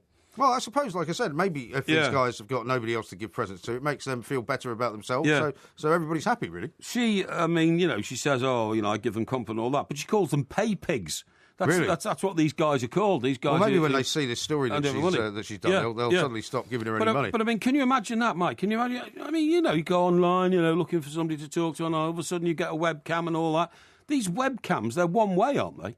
No, well, what do you mean? Well, I mean, you talk into like a little camera on top of your laptop, but you can't see the person you're talking to, can you? Yeah, you can. Oh, can you? Yeah, that's the they whole have point one of as it. well. Yeah. Oh, I see. There's not much point in having a one-way webcam conversation, really, is there? Well, Skype is one way, isn't it? No. I think it is. No, it isn't. No, I think it is. You can see the person you're talking to. No, I don't think you can. Yes, you can. That's the whole point of it. No, you can't. No. No. It's called video calling. No, I've Skyped people and I can't see their face. You can't see them? No. Or maybe you're not doing it properly. No, I think I am. Yeah, No. I just look at my laptop. You can phone people on Skype without seeing any video at all. You can just have a normal phone call. No, I'm talking about, I've done interviews on Skype and all that. I never see a face on the other side. I don't think your laptop is entirely working the way it should be working. No, of course it is. Because you don't know how to work it, though. Of course I know how to work it. How's the hacking going, by the way? We're going to talk about that later on as well, this North Korean hacking story. That was a really worry this week. When was it? It was one night this week. I suddenly got a phone call from one of our great electronic experts here who said somebody's trying to hack into your account. It's Tuesday night, and it's very worrying, believe me. It is. Very we'll worrying. Explore that one. However, the chap concerned, Junior, he got involved immediately and bang, beat them off. You know what I mean? Excellent. Well, coming up next, we're going to talk to Andrew Basiago, who is the man from Mars. He says he's lived there. He says he's been there several times. He says there are people living there as well, and we'll find out what it's all about. Coming next on TalkSport. Do you remember the time when you were gone from Mars? I don't know if you knew that. I would stay up late playing cards and you were into and cigars, and she never told me her name. I still love you, the girl from Mars. This is TalkSport Extra Time. We are the two mics, and we're very excited right now because we're about to speak to a man by the name of Andrew Basiago, who says that he's lived on Mars. He's been to Mars several times. He's a former Marine. Says there's a secret program put together by a collection of different governments around the globe to try and get up to that planet and maybe colonise it, find out what's really going on. It's going to be a fascinating conversation. We were hoping to get Andrew on a couple of weeks ago, but he was stuck in a meeting. He couldn't talk to us, so we have finally managed to reach him. Excellent. And he is here right now. Andrew, a very good morning and welcome to the show. Good morning, Mike. Let me clarify. I'm not a former Marine. I think you may have me confused with Captain Randy Kramer. Oh, sorry. I've learned from sources within the U.S. intelligence community that I'm shadow listed as a lieutenant commander in the United States Navy, and that I was made a lieutenant after jumping to Mars in 1981 for the first time. Okay. And then was promoted to lieutenant commander after earning my Juris Doctor degree in law here in the States before studying over at Cambridge University in your fine country. Oh, right. And I never lived on Mars. I went up 40 times. Right. Now, obviously... I never lived there. I was one of the visitors. Oh, okay. But there are people, as far as you know, living there, right? Well, I know from sources within the Central Intelligence Agency that the indigenous humanoid civilization on Mars, living primarily underground, numbers about 1 million inhabitants, 1 million individuals. It's been said by less authoritative sources in the States, for example, by David Wilcock, that the multinational colony on Mars above ground, that is to say the colony of Earthlings, may now number as many as 550,000 individuals. But I can't confirm that. Andrew, sorry, can I just get this? Confirm. I just need to clarify this. You have been to Mars and you have lived amongst the 550,000 Earthling community above the surface of the planet Mars, yeah? Not true. No, I'm 53 years old. Yeah. I was going to Mars via jump room between my first jump in July of 1981, over 33 years ago. Sorry, what's and a jump? My last sorry, jump what's in a jump? May of 1984. What is a jump room? I'm sorry. A jump room is essentially a quantum access device, a form of time travel, I see. that you have basically an elevator located somewhere on Earth that has a dual use, where it basically morphs from a box into a cylinder-like shape, and then when it morphs back into the box, it basically has been repositioned in time-space. The technical term was ARC, which was an acronym for Aeronautical Repositioning Chamber. And the two jump rooms that were in the United States when I was jumping as a young man back in the early 1980s, one was located at a Hughes Aircraft facility in El Segundo, California, and the other was located at the CIA complex beneath the George Washington Bridge in New York City. I see. And that was the East Coast and the West Coast jump room. And is it one of those situations, Andrew, when you go through one of these devices that actually you can be away for a very long time? The reason I'm asking this, I just watched Interstellar. When you're away for a very long time in sort of perhaps Mars time, when you come back, it seems like you haven't been away at all. Is that the way it works? Well, that was certainly true with different forms of quantum displacement that I experienced as a child 10 years earlier in the early 1970s when they were developing different forms of time travel technology under DARPA's Project Pegasus, which was the first secret U.S. defense project that I served on. In the case of the short trips that I was doing to Mars, I did about 40 round trips between 1981 and 84 when I was an undergraduate at UCLA from age 19 to 22. I was only on the surface of Mars from, let's say, 10 minutes to several hours. And when we would come back, there was an actual real-time displacement in time. So they weren't regressing us retrocausally back to our time in origin, but simply our origin in space. But that is a technical capability that is possible via different forms of time travel. You can teleport somebody, for example, via Tesla teleportation, have them spend a day, a week, a month, a year there, several years, and then bring them back not just to their original point of embarkation in time-space, but literally shortly after the time that they originally left. I see. Andrew, what do Martians look like? The popular myth, of course, is they're little green men. There are three predominant humanoids on Mars. The first, which is known as Homo Martis Terras, or Earthman on Mars, they are the descendants of the Earthlings that were colonizing Mars during the high Egyptian civilization, and they got cut off from us as a result of the solar system catastrophe around 11,500 years ago, which damaged Mars and Earth quite severely. They essentially look like us, but on average, they're a little bit homelier looking because they've been in a much smaller gene pool.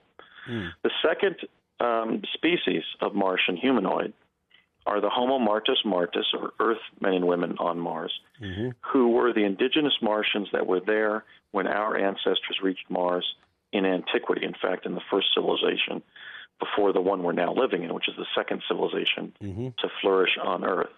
They are smaller than us. They have narrower heads, pointier ears. Sometimes they have antennae on their high temple area of the head. Well, like an aerial sticking out of their head.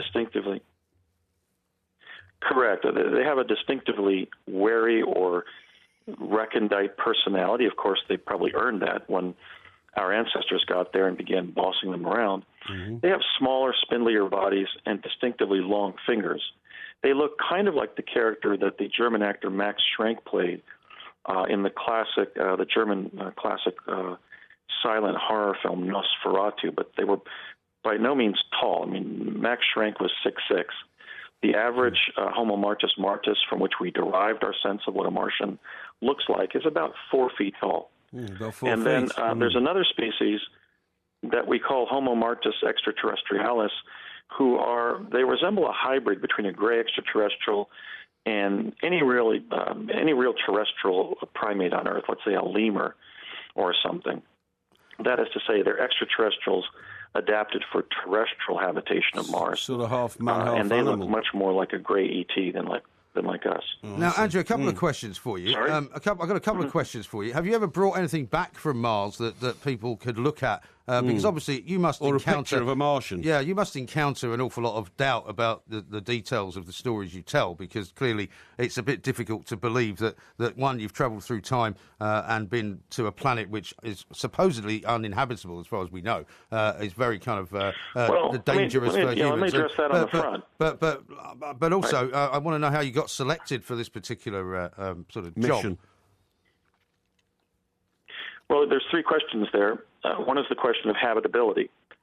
I'm providing truthful testimony about my Mars experiences in the sense that I was brought into the Mars project.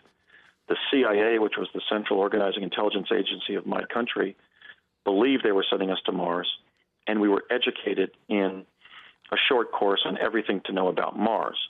So if they got that wrong, that's not my fault. They were telling us we were going to Mars rather than, let's say, another planetoid somewhere in the cosmos or some sort so of they might have been synthetic sending quantum you. environment. So they might have been just sending you somewhere that wasn't even outside of Earth. You mean?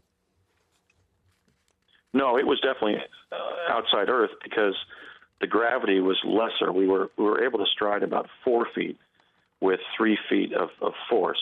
The normal force that would cause us to stride 3 feet on Earth was allowing us to stride 4.5 feet on where they were sending us. So that would be consistent with a situation where they're off on their calculation of Mars being 40% less massive than Earth. If, for example, the Earth is more hollow than science believes or maintains, and Mars is more solid, more massive, then that might explain the fact of why we couldn't. The differential of 40%, of course, is a scalar of 2.5, so we should have been able to stride 7.5 feet with 3 feet of emphasis of force, but we weren't. So we were definitely going somewhere beyond the confines of Earth. I was selected because I had served in Project Pegasus, which was DARPA's time travel program of the early 70s.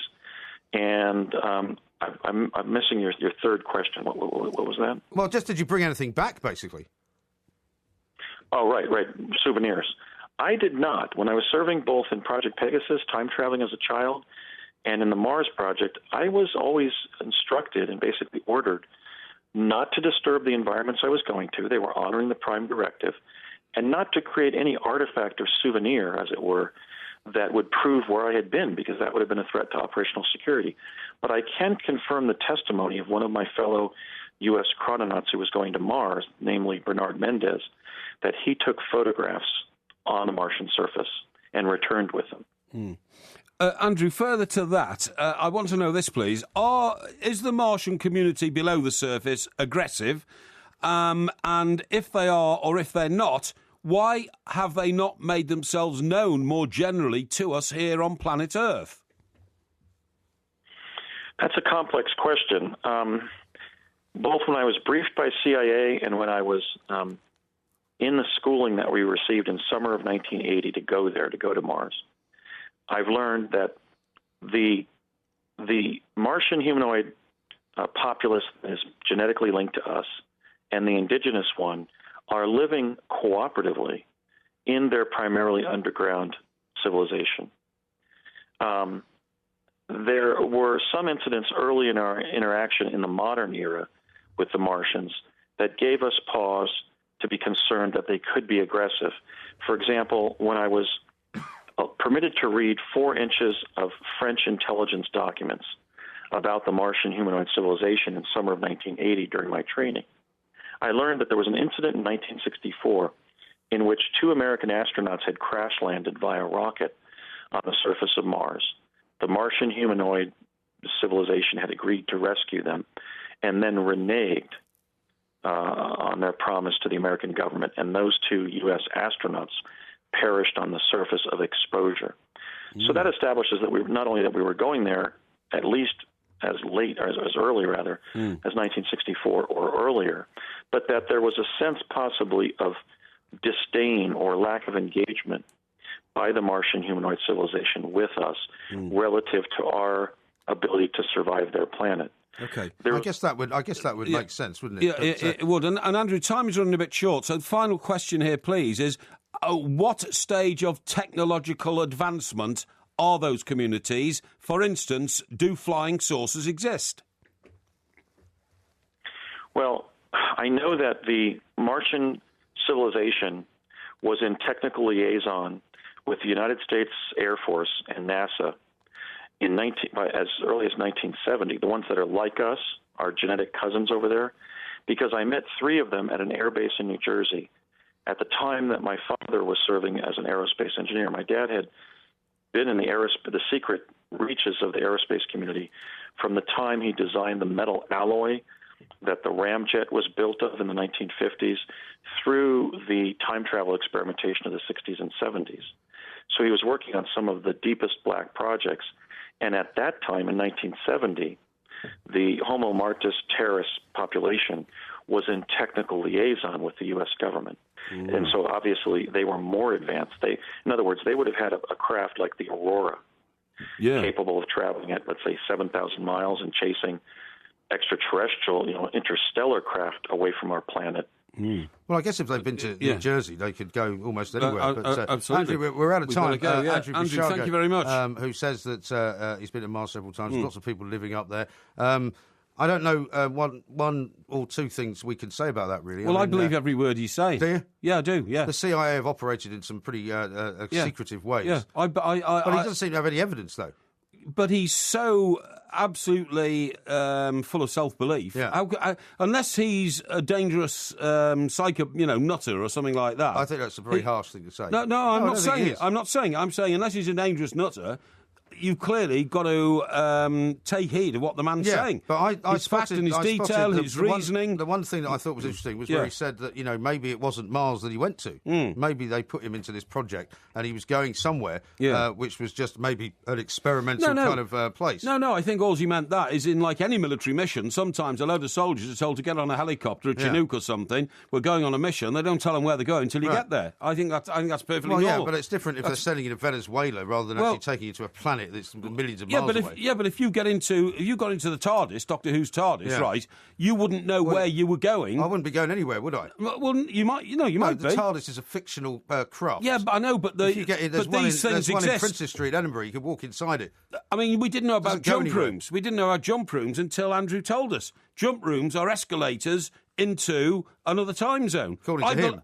I believe they exist. They have to exist. Where do we get our dreams from about other civilizations and planets? Unless you get those from somebody's your subconscious, been there. No. Yeah, but your subconscious is your genes, and your genes go back millions of years to former civilizations. The Egyptians were the first people on Mars. You just told us. Yeah. I believe it. I believe it. Excellent. Well, we'll talk some more about that coming up in the next hour. Also, coming up in the next hour, we're going to be talking to Lisa Daly, who's the best-selling author of Stop Getting Dumped. I bet you will find pyramids on Mars when we eventually get there. We'll talk about pyramids in a little while. Yeah. We're going to talk about relationships in the next hour as well. And, of course, it's Maybe time for the... Carmen came from Mars. Porky. Stop it. You're on Mars.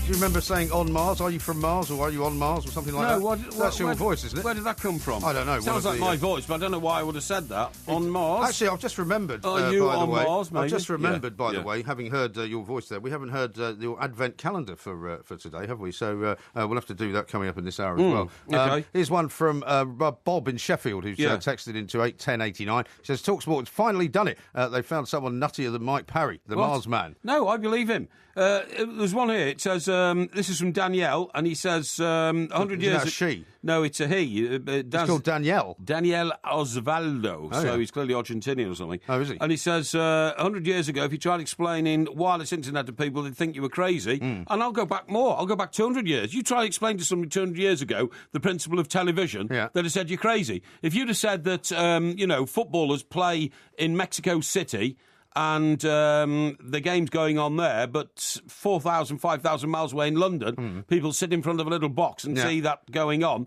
they'd have said you were crazy. But that's not the same as what we've just heard. What we've just heard is a guy's account of how, from a very young age, as a child, he was going into something akin to a TARDIS, basically. That's right. Which travelled through time. Yes. Which sent him to a planet which, as far as we know, has only really just been sort of touched upon by kind of robot-type machines, because it's not a place where people can go... Time travel must exist. Well, it may do, but... It must exist. It may do, it must. The problem is, he doesn't have any proof that he did it, because he said he wasn't encouraged to bring anything back. There may be these photographs he talked about. I haven't managed to find those yet. But I think the problem is that, as I say, I think the bit in the story that I thought was the most interesting was where he said, well, maybe they were just taking us somewhere else. Maybe they were. Because we all know that the CIA have had secret projects for years and years and years. And that's mostly... you think it might have been the Mojave Desert or something? The Mojave Desert, even. Yeah. Well, it might have been. They might have had some project where they were trying to, see whether people could live in different environments. And if they tell them they're going to Mars, they think they're going to Mars. Well, wait a minute. He described what Martians look like. He did. Unless the CIA have got a colony of about 250,000 dwarfs walking around dressed as Martians,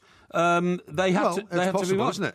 What? The CIA have recruited 250,000 tourists around the world and dressed them up as Martians? It's possible. That's ludicrous. That's the most ridiculous story I've ever heard in my life. If you went to another country... They put them all in a cave and then tell this guy he's on Mars. Well, yeah, it's anything like that is possible. Yeah, I would believe that more than I would believe that he's actually been to Mars, to be honest. But no, I mean, if you went to Mexico City and I said to you when you came back, how many people live there? Yeah. And you said, however many it is, it's about 20 million or something. Something like that. It wouldn't mean that you'd actually seen 20 million people. I mean, he couldn't possibly have seen 500,000 people when his visits were taking place, because they wouldn't all be hanging around in the same sort of area. He said there's 1 million people living underground on Mars. Well, he wouldn't have seen 1 million people. The one question I wanted to ask him at time was short was why haven't any of the space probes that have been to Mars got any pictures of the on-surface humanoid Martians? Because I don't think they exist. Well, no, I think they do, but I mean, they could all be in disguise or anything. They could be living in buildings which are invisible or something like that, because he said that... But there's nothing on Mars. I mean, we've sent various probes to Mars. Well, we think there's nothing on Mars. They think they might have found some form of... methane gas. This week. Yeah, but it's like an organism rather than actual life. I mean, because it's not a planet that could be inhabited by Earth-like creatures. Well, it might be under the surface. It might be under the surface. It's too hot. Do you know that this week, by the way, geologists have discovered there is more water running around on the crust of the Earth than there is in the oceans on Earth? Did you know that? In the crust of the Earth? In the crust of the Earth. Well, the crust of the Earth is like... Well, you mean under the surface of the ground? Yeah, that's right. Absolutely. In the Earth's core?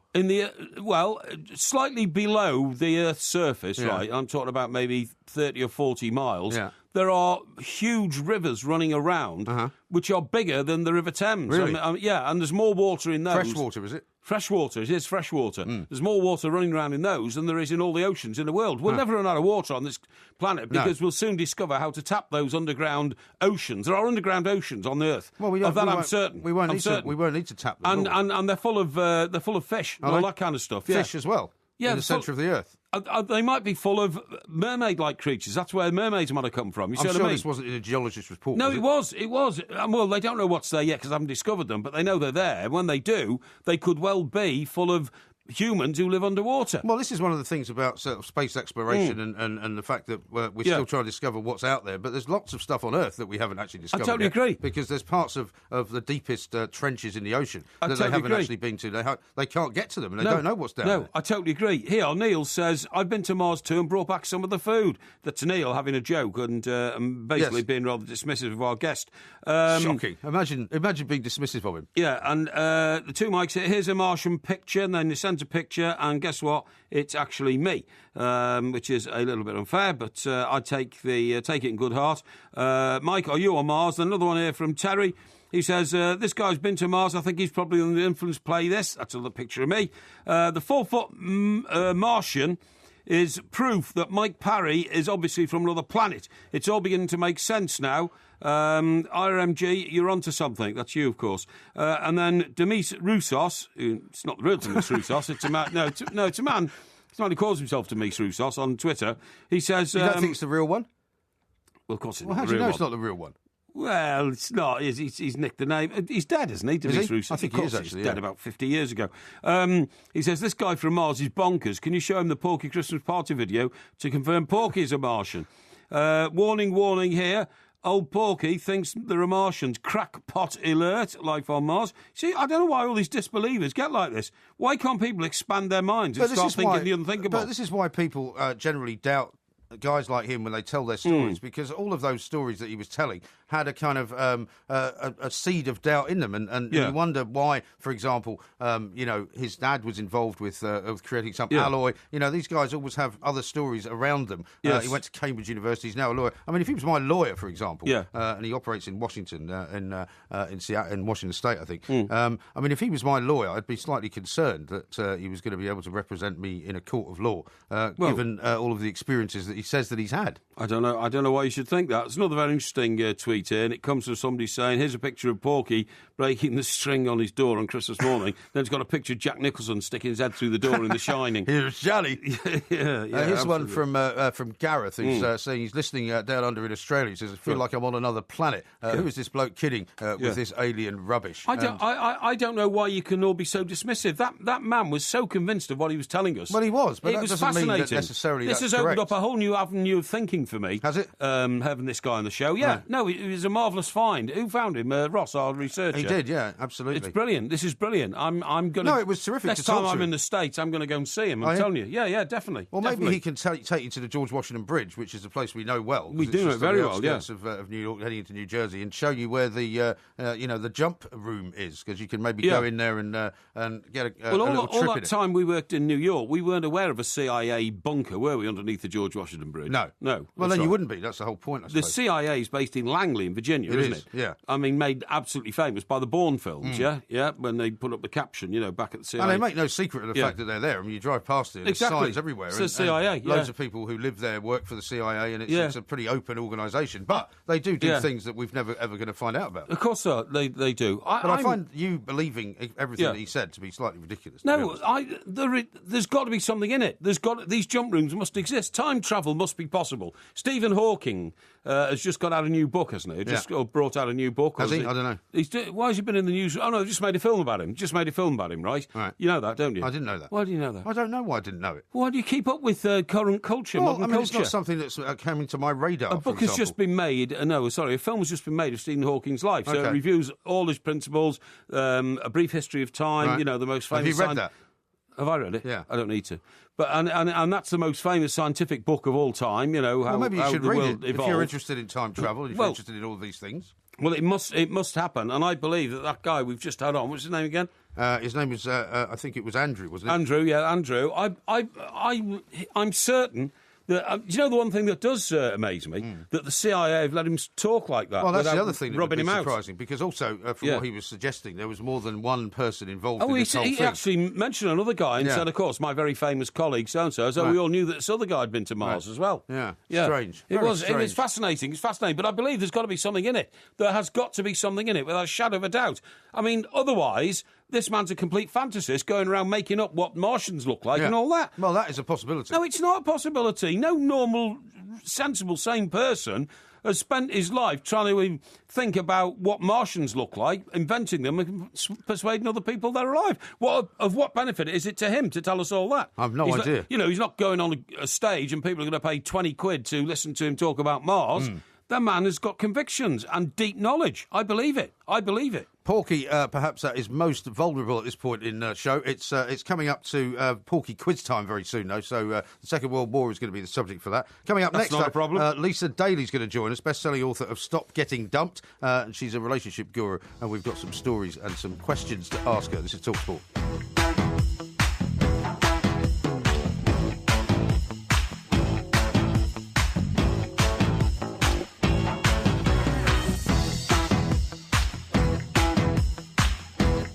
TalkSport Extra Time. We are the two Mikes. Porky's quiz is coming up in a little while. We're going to have a look at the back pages of the papers as well. Right now, though, we're going to talk about relationships, which is a subject that we often talk about here on this show because of the terrible haranguing you sometimes give me over my relationships and the rather amusing tales that you can sometimes tell about yours. But let me read a couple of tweets out before I do that. Lee has tweeted at IROMG, Demis Roussos is still alive, age 68, apparently. And William says maybe it's the Martians who fund Santa's How old is Demis Roussos? It's 68, apparently. Nah, he can't be. He must be about 86. Really? You've got that the wrong way round. Well, this is what Demis Roussos was 40 or 50 when I was a teenager. I remember forever and ever. Well, maybe you just looked at him. And ever you be the one. Terrible song, that.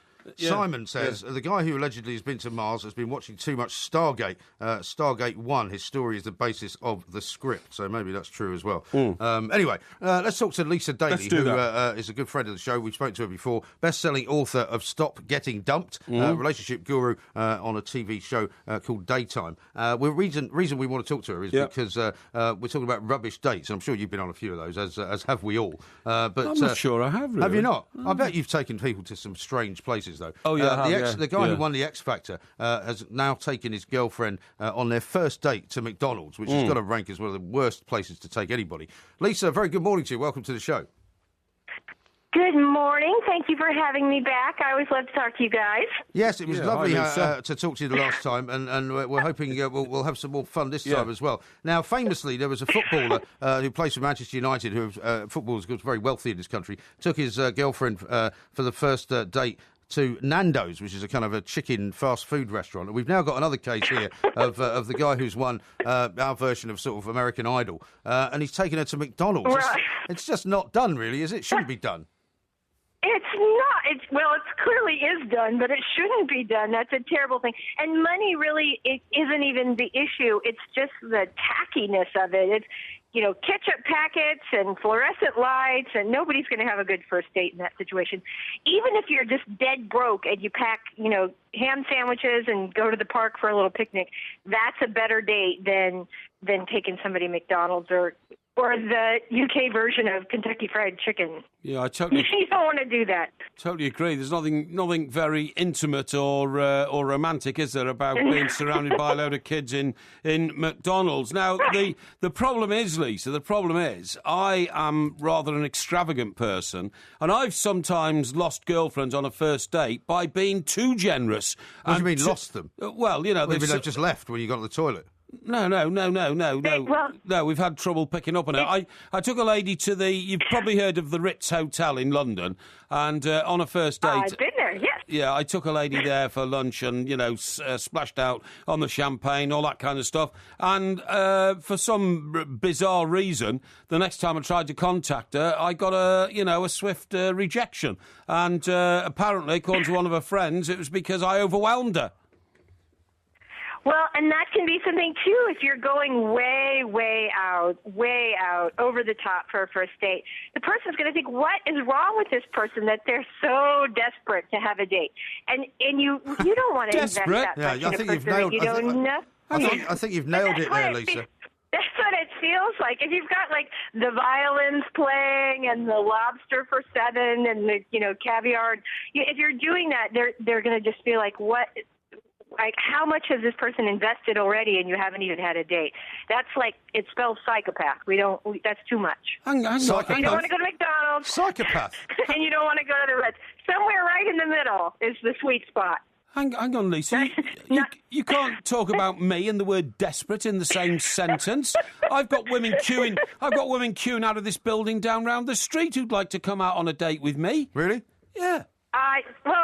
And of course you are a rich and famous celebrity, and so that is to be expected. Up to a point.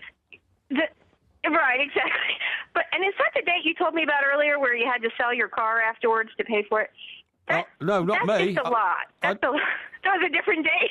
That sounds like the sort of thing that Porky would do. I mean, he was at the office Christmas party last night, right? And in addition to getting up and singing a few numbers for the assembled fans, he was going up to all the women there saying, "Oh, you look so beautiful today. Why don't you turn up at the auditions for Bond girls, because they're filming the new James Bond movie casting at the moment." And he said exactly the same lines to every single one of them. What do you make of that?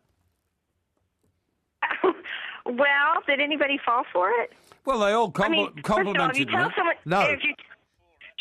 if you tell someone they look beautiful, of course they're going to want to believe you, and that's a lovely thing. If you say, "Hey, you should audition for the next Bond girl," they might be a little suspicious of your intentions. But it's if you really mean it, it's a lovely sentiment. I don't know that. I'm guessing that you had a 10% success rate with that one. How How'd about that work out for you? 0% success rate? No, I had a 90% success rate. Now, I'm looking at a new report here, Lisa, and this is from social researchers in this country. It says middle-aged men facing a lonely future. The number now of middle-aged men finding their marriages collapsing after 10 or 12 years, having to hand the house over to their wives. The biggest group of isolationists in our country now are these guys who've been abandoned by their families. Well, I mean, there's not much hope for them in a future relationship, is there? Well, what's really interesting is, do you remember, I don't know, probably 20 years ago, there was that big article in the U.S., but it made its way all the way around the world about how a single woman over the age of 40 had a better chance of, being attacked by a terrorist than getting married. And what's interesting is that that's because of the fact that women tend to marry men who are about 2 years older. And because of the birth rates and the baby boom in your country and in our country, there's actually a woman shortage now. And the sad thing for all those single guys is that woman shortage is going to last for the next decade. Wow. But isn't it also the case, Lisa, that because so many couples are splitting up and divorce rates are so high, that there are a lot of women out there who have become single as well. And as Mike says, sometimes they end up with the house and they've got reasonable quality of life, and they are presumably still looking for a relationship, aren't they? Well, yeah. Well, it depends, actually. There's a really interesting trend that we're seeing that a lot of women who are getting divorced sort of later in life, in their 50s or 60s, do not want to get back into a relationship. They've had their kids. Their kids are maybe in adulthood and even starting their own families. And these women are sort of moving into homes or neighborhoods where there are other similarly situated women, and they have no interest at all in getting married again. So there's something sort of interesting about that once you hit 60 or 70, 50, 60, 70, that you're maybe not as interested. That said, there are always women that are wanting to be in a relationship, wanting to be connected, just as there are always men who want to be in a relationship, be connected. I'm sure a lot of guys, after a terrible marriage or even just sort of a lackluster one, might think it, might be better to hang out and watch football on television and just live out the rest of their lives. I think you're right as well. And the other phenomenon, Lisa, and I can't remember who it was, but I read about another actress today, a British actress actually, who once again complained that I can't get a date because men are intimidated by me, I'm too famous, and they think I'm going to be, a diva and all this kind of stuff. This is all rubbish, isn't it? An individual's an individual, no matter what their standing in life is. I think the one thing that probably famous people face that makes things more challenging is that it's harder to trust people's intentions. So they don't know if someone wants to be their friend or wants to be connected with them because they like them or because they are famous. And so if you work at a coffee shop and somebody asks you out, you can assume it's because you're attractive or they thought you were interesting or funny. But if you're making millions of dollars or... Yeah, they want free coffee. They want free coffee. But so you don't really know what their intentions are, and it's really a lot harder to meet people. And so I can see why it would be difficult. But the whole thing about, men are intimidated by me, I just think that's a load of bunk. There is a guy out there for every woman. There's a woman for every guy. And if George Clooney can find a match, so can she. Yeah, well, absolutely. And you're still looking for the best Mrs. Parry, and you may well find her. You may well find her. Exactly. I just want to interrupt your next question, if you don't mind. Yes, go on. Because I wanted to say to Lisa, coming up to Christmas, Lisa, there'll be people out there listening who are in sort of early stages of relationship, and a bit like what you said about overdoing it and going out to a place like the Ritz and spending too much money. Presumably, you shouldn't buy too extravagant of a present for somebody you're just starting out with either. Oh, no. Yeah, really you want to just keep it very small if you're in the early stages of the relationship. Like the first 6 months of the relationship, you want to keep the gift sort of small and personal. If you've only been dating a month or so, you want to not even make it that, you want to make it something they're interested in, but nothing that's sort of overly romantic. But yeah, you don't want to go over the top with gifts. And the other thing is you don't want to start a dating relationship in January, because that's sort of like the parade of the lemons. Like everybody sort of stays in that relationship freeze. If you're in a relationship, here at Thanksgiving, you'll sort of stay in it until New Year's because nobody wants to go through the holidays alone. But then once New Year's Eve is over, then everybody dumps the person that they've been waiting to dump for 2 months. And so you've got all these kind of lemons out there. So you want to wait at least until, a little later in the month before you start dating again. Well, you may well be right. I don't believe there is somebody out there with your name written on their heart and vice versa. I think that most people, most people enter into marriage as a matter of convenience, because it suits financially, emotionally, and for the procreation of children. But most people after 10 years of marriage are indifferent to their marriage. It's a very cynical view, that, isn't it? No, it's not. It's an absolutely straight view. I think that's true in a lot of cases, and I think there are cases where you have people that have been together for 20, 30, 40 years, and they're still, giggling at the same jokes and reading the paper together in the morning and really enjoying their lives together. And And there are people that should never have gotten married in the first place, and you can't even imagine, they feel like it's like they're at the, playing musical chairs, and they feel like they're the last two people standing up, and they better hurry up and get married. But you're absolutely right. I mean, the reason there's a 50% divorce rate is because it's hard to be married, and a lot of people don't want to, shouldn't stick it out. They don't. Very true. Totally agree. Lisa, thank you very much indeed for thank you, once Lisa. again taking the time to talk to us. Lisa Daly, best-selling author of Stop Getting Dumped, with some good advice there for all sorts of people, including Mr. Parry, who is still looking for the first Mrs. Parry, by the way. Who says that? Who says that? Well, you do.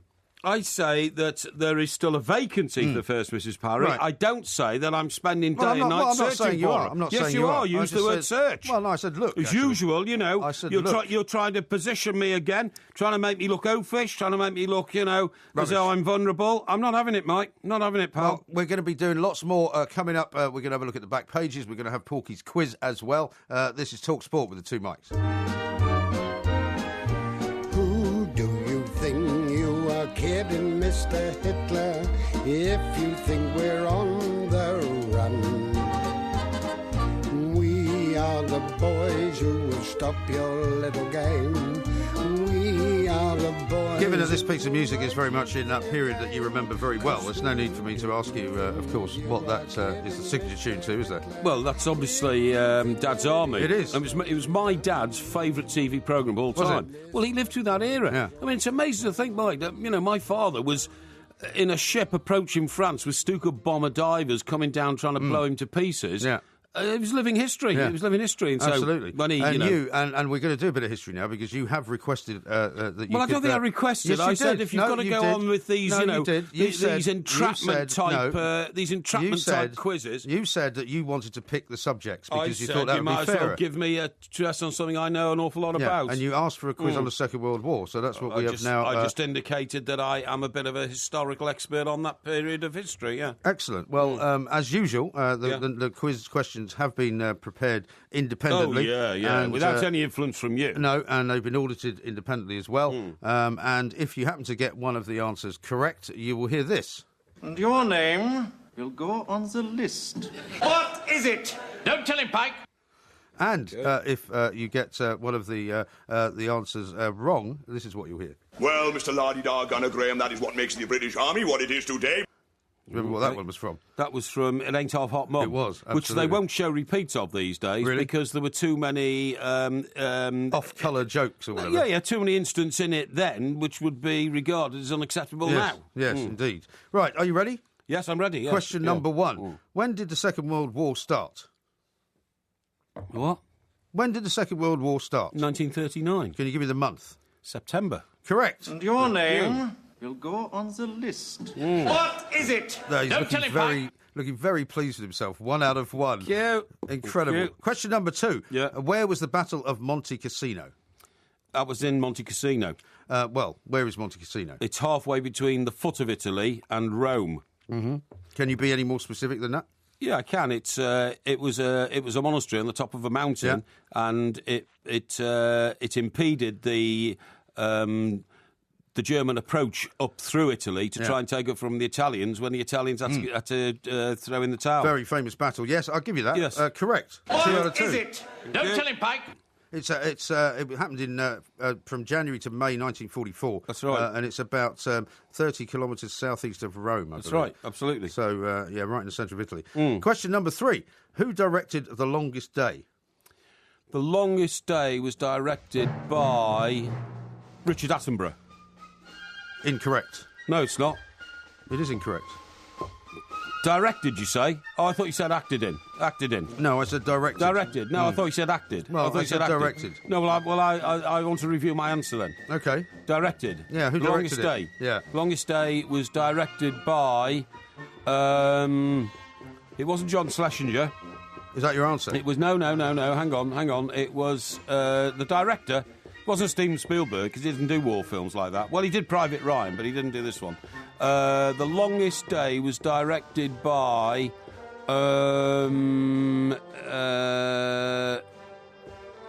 was it David It's Lean? the longest David answer. Lean. Never mind, the David longest Lean. day. David Lean. No, David Lean. incorrect. Oh. What's the answer? Well, Mr. Lardy-Dar-Gunner Graham, that is what makes the British Army what it is today. The answer is actually it was directed by a few people because it was such a massive operation. Well, I knew that. That's why I didn't give you one answer. Oh, I see. You fool. Ken Anakin could have been one of your Who? answers. Ken Anakin. Yeah, Ken. He could have had Andrew Martin. He could have had Bernard Wicki. Nobody's ever heard of any of those directors. You directors. could have had Gerd Oswald, or you could have had Darryl F. Zanuck, who you would have heard of. Nobody has ever heard of any of those directors. You've never heard of Darryl Zanuck? Well, I've heard the guy at the end. He made a couple of American films, but I mean, that's a trick question. It's not a trick question. That is a typical trick question from you. Well, 2 out of 3. I think I gave you lots of opportunities. Cheating. Question number 4. How many Luftwaffe planes were lost in the Battle of Britain? Luftwaffe planes? Yes. In the Battle of Britain? Yes. They lost over 600. Over 600, Over yes. 600. You've got to get to within about 10% of the number, I have to say. Mm-hmm. Yeah, it's more than 600.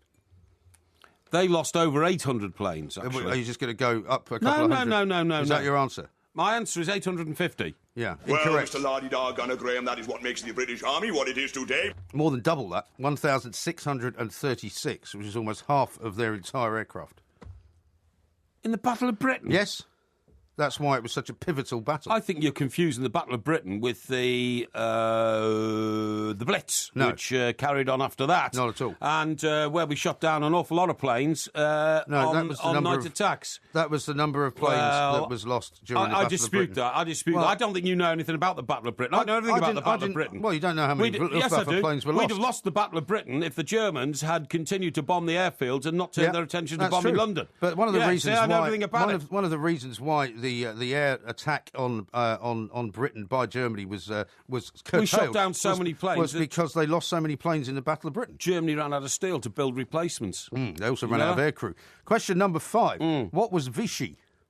Vichy was the alternative government set up in the south of France after France was invaded and occupied by the Germans, and the Germans allowed it to exist as a so-called, quote, free state, but it was under Nazi influence. I'll give you that. What is it? Don't tell him, Pike. It was the de facto capital of France during the Nazi occupation from 1940 to 1944. So that's 3 out of 5. Whilst General de Gaulle, of course, was running the alternative French government, the Free French, from London. Yes, he was indeed. I've got a lot of sympathy with the French about that invasion, because if we were landlocked to France, we'd have been invaded as well. Yeah. So the French had no chance Well, the Channel whatsoever. Islands were invaded, weren't they? Yeah, they were, yeah. Were part of our country. Question number 6. Who was the monarch during the duration of the war? King George. King George. George with the what? King George the... King George the... No, hang on. It was either George V or the VI. So it was King George the... Well, what's that got to do with the Second World War? That's about the reign of monarchs. He was the monarch during the war. That's about the reign of monarchs. It had nothing to do with fighting. He didn't jump into a Spitfire and shoot off over to France and... shoot down a few Messerschmitts. Well, you think he had no role whatsoever to play? King George V. Wrong. What was it then? Well, Mr. Lardy-Dar-Gunner Graham, that is what makes the British was Army King what George it is VI. today. I knew that. I knew it was King George VI. Well, why did you say it was the 5th then? Because you tried to catch me out, because what I forgot to factor in was the abdication crisis. Yes. It was King George VI. Yeah, well, too late. King George VI. 3 out of 6. Question number 7. When was Pearl Harbor attacked? Pearl Harbor was attacked in 1941. Do you know the month? It was... I'm just trying to remember the film. Problem is you can't tell from the weather because it's Hawaii, and the weather's the same all the year round in Hawaii. That's the problem. What are you laughing at? I'm just laughing at your logic. No. Hang on. I would say it was... Are you talking about the film with Kate, what's her name? Kate Winslet? No. No, right. No. I'm talking about Tora. You know what that meant, by the way? No. You know what Tora stands for? No. Attack. Does it? Attack. Oh, okay. That was the Japanese pilots. Yeah. I have to hurry you. Let me see. It was 1941. It was the month of. It was the month of. I think that again was September. Wrong. It was December the 7th, 1941. Well, that's close enough. I'll give you half a point. Yeah, that's close enough. I'll give you half a point for the year. I want a full point. I got the last quarter of the year. No, you get half a point. So you've got, 3.5 out of 7, which is not bad. Can you name 3 stars from The Great Escape? What's that got to do with the war? The movie, The Great Escape. What's it got to do with the war? Yeah. Well, it was made about an incident during the war. Right. Richard Attenborough, Steve McQueen, and the guy who played Jim Rockford. You know, the guy who played Jim Rockford. What's his name? Well, I've told you, this guy who played Jim Rockford. Well, you have to give me his name if you want to have it as part of your answer. He's better known as Jim Rockford. No, he wasn't. Oh, Donald Pleasance. Donald Pleasance was in it as well. He was the blind guy. Correct. Hey. You're already beating your record here, 4.5 out of 8. See, and that was knowledge on cinematography, not the war, because you cheated again. I didn't ask you about cinematography. Stupid it's a war film, isn't it? It was a cinematographic question. Cinematographic. It wasn't nothing to do with the war. James Garner is that guy's name, by the way. James Garner, that's right. From the Rockford Files. Yeah. Question number 9. Yeah. Where was Hitler's mountain hideaway?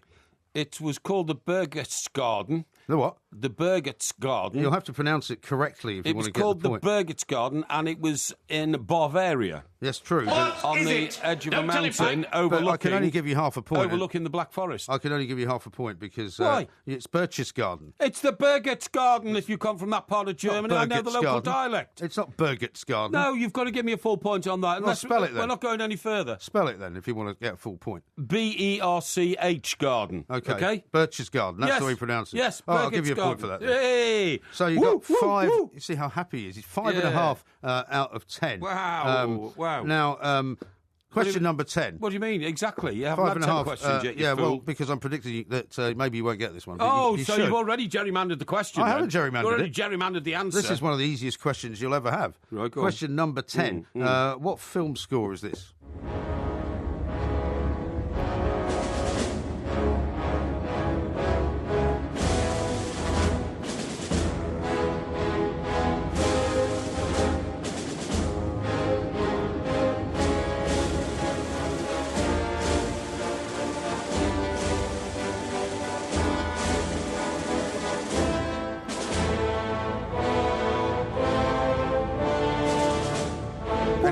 What's this got to do with the Second World War? It's got nothing to do with it. This is not a cinematographic question. Well, it's a cinematographic question. It's nothing to do with the war. In that case, you got the Great Escape question right. Shall I take that point away? No, because I used my extra knowledge for that. I used my subsidiary knowledge. I used the... You didn't use the book of knowledge, did you? You know, the fuel in my spare tank.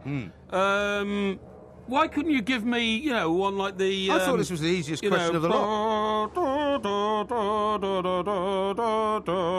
Who was that? That's the Dam Busters, That's it, the Dam Busters, yeah. Well, that's a classic piece of classical music. That wasn't written for the film. What, Dam Busters? No, the one you're playing now is a classical record. No, it isn't. Written by somebody like Mozart or Brahms or something like that. Yeah, it was, yeah. Brahms or Liszt, perhaps? Yeah, or something like that. And... I'm amazed you don't know this. Well, that could be the Battle of Britain, I suppose. I'm not saying that's my answer. Well, what is your answer? We're going to have to hurry you. My answer... You see, you've already talked about the longest day. You've already done very well. You've got 5.5 You've talked about the longest day. It can't be the longest day, so... let me think. What other Great War films were there? Was it something like... Merry Christmas, Mr. Lawrence? You see, so far you've mentioned The Longest Day, The Great Escape, all war films, and nothing to do with the war, you know? Nothing to do with the war? Nothing to do with the war, and now this one. You're running out of time. Oh. I'm going to give you 10 more seconds. Right, OK. Give me an answer. In that case, I'll have to say it must be the Battle of the... no, it's not the Battle of the... It must be The Longest Day. The Longest Day, yeah. We played the music for The Longest Day when we asked you that question. It's not that then. So that doesn't count. Incorrect. It doesn't count. Incorrect. You're not going to get it. What was it? You've still done very well. It was Where Eagles Dare. Where Eagles Dare. Which is one of the most famous Second World War films of all time. But that was a cinematographic question again. I've just told you. Well, it's still a war question. Why couldn't you have said to me, who was the German general in charge of the Africa Corps? I thought about asking you that. It's too easy, isn't it? No. Well, you could have asked me more difficult questions. Who was his second in command? Or something like that. Yeah, who was his second in command? What do you mean? Who was his second in command? It's irrelevant. You don't know, do you? Of course I know, but it's over. I mean, you could have said to me, for instance, in what year what was the name of Hitler's attack on Russia? Well, you could have said that as well. But the truth of the matter is, you got one of the film. What was the code name for Hitler's planned invasion of Britain? Sea No, I line. didn't ask you that. Sea line. I don't think it was sea line. It was sea line. I'm telling you. Yeah, well, that was the thing that was disrupted by the Battle of Britain. You could have said to me, I could have said any number of things to you. What did we disguise the power plant on the Isle of Wight as when we had to send all the petrol on a cable funnel to France for the D-Day invasion? I don't know, a circus tent? No, an ice cream factory. Ah, there you go. An ice cream factory. Well, I didn't ask you that one. So you've got... Well, if you want me to discount the films and take away the point you got for The Great Escape, that would mean you had 4.5, which was pretty good. No. So you don't want to have that one taken not away? taking anything away. Well, in that case, you've got 5.5, which I think is a new record for you. The only thing that's ever come close was the quiz on chocolate. Damn cheat, honestly. There was absolutely no cheating involved. Yeah. So I think 5.5 is not bad. So your strongest subject, you know about 50% of, which is pretty miserable.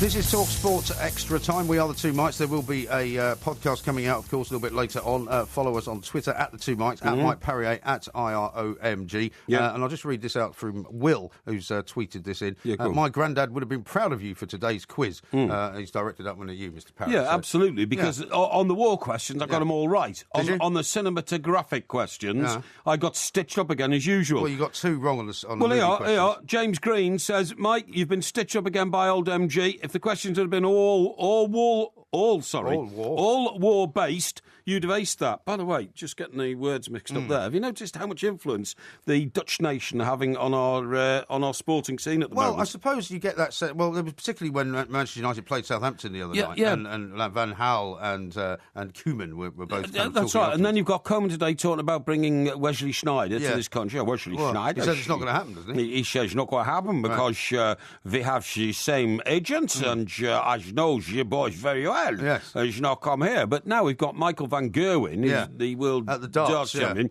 And he's talking about, I win again. I'm good. But, you know, imagine I don't win the 16. was reversed, though. I mean, because I suppose we do all say this, and it doesn't happen very often. But if a load of English managers went over to manage in Holland, Steve McLaren did it, of course. But, you know, I mean, they all speak... How you say in England? They all speak very good English, and that's one of the things that they should be very happy about. The Dutch love this place, though. I mean, when I was living in Wiltshire, you would see in the West Country almost every second or third car was a Dutch car, because they used to love coming over and touring down in the West Country, Cornwall and Dorset and all those places. Because I commute between the South Coast and here, I sometimes come along as far as Brighton and then come up that way, okay? Right. Depends on what's happening, traffic and all that kind of stuff.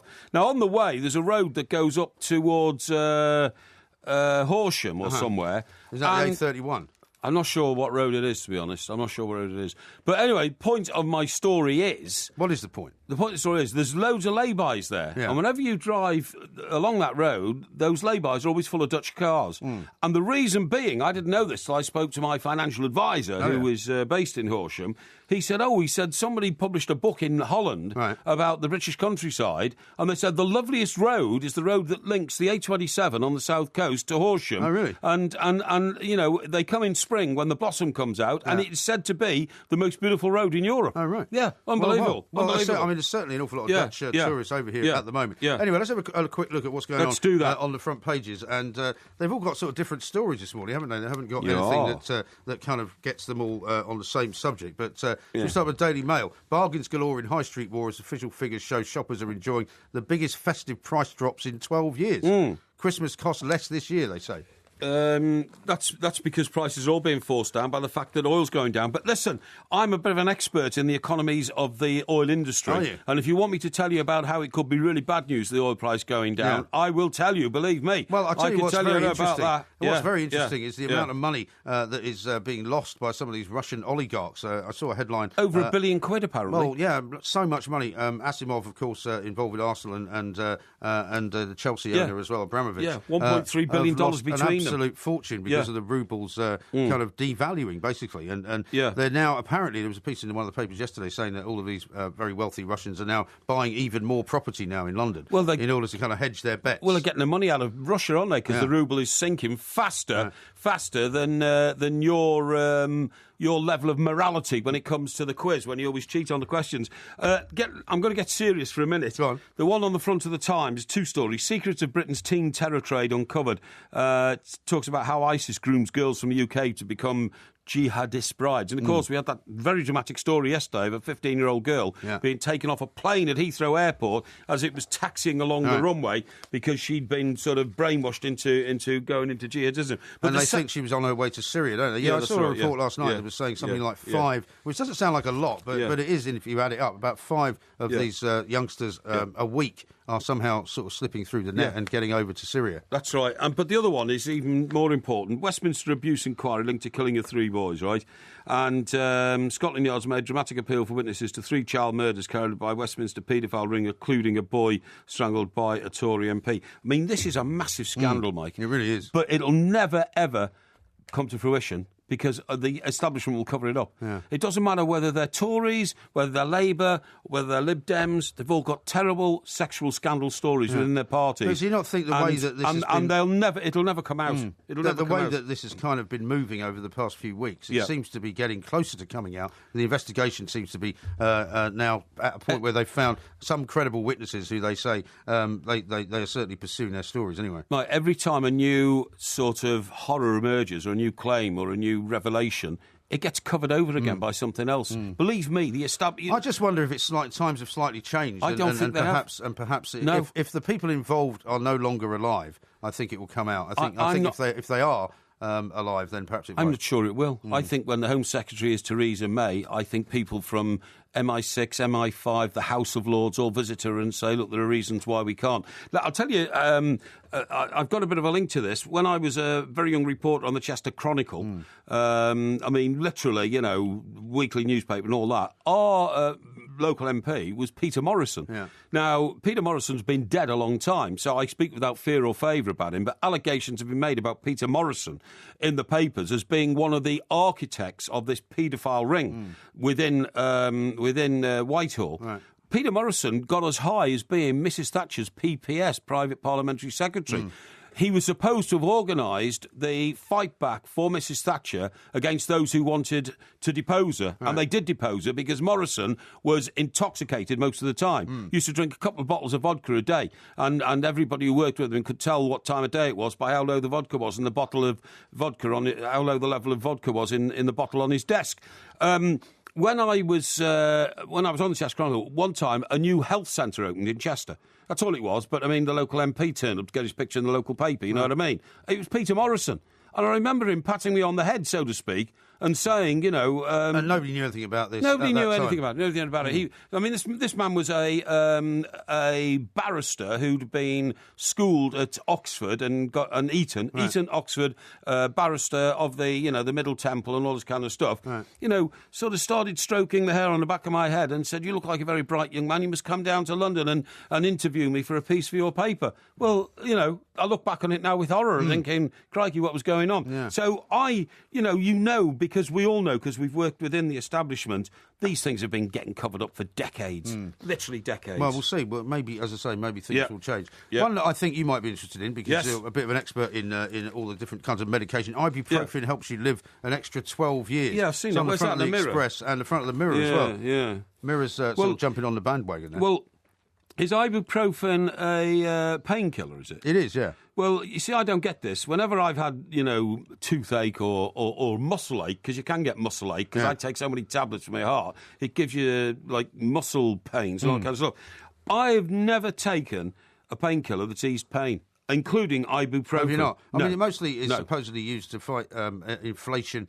Sorry, not inflation. Inflammation. It doesn't help inflation. I went to inflammation, pain and fever. I went to the dentist once to have a tooth out or something, and I didn't realise that about 24 hours later it can be actually very, very sore, really, because of the bruises in your mouth and all that. And the doctor said, take ibuprofen, it'll cure. It never has any effect on me whatsoever. Yeah. I don't. Well, you must have a very high tolerance for it, I don't even bother taking painkillers anymore. It's like when I get a cold or a flu or something like that. I could take, 12 sachets of that stuff, whatever it's called. Lemsip or Night Nurse. It doesn't have any effect on me whatsoever. I've got a quite unique sort of Well, you are, in makeup. many ways, a medical miracle. I am a medical miracle. As we know, I because agree. you were presented to the German sort of scientific Community, foundations, weren't you? As yeah. a man that's absolutely brilliant. That's right, Now, here's one on the front page of the Telegraph, Midnight Mass at 5 p.m. Oh, yeah. Because apparently they're thinking about killing off Midnight Mass. I suppose it's not something you can perhaps bother doing on Christmas Eve. The reason they're thinking about making it earlier is because they get so many drunks turning up who want to sort of join in the festivities, and they're very disruptive, fooling about inside the churches of this land. So they're talking about putting on Midnight Mass at 5 p.m. instead, when everyone's still sober. Yeah, it's another disturbing sort of tale of our times. People are drinking by so the much. Tablet, the Catholic magazine, 50 deaneries where the services have either been moved earlier on Christmas Eve. I used to go to midnight carol service in the Chester Cathedral, and I was intoxicated. Were you? You drink in the pub until, in those days, they closed at 11 o'clock, and then you go into cathedral grounds with a couple of bottles of wine and swig it from the bottle, like a wino. Well, Yeah, people like you wino. are the reason for this possible change. And also, on the front of the Telegraph, is a story we were talking about earlier, about fat workers of rights of disabled. Yeah.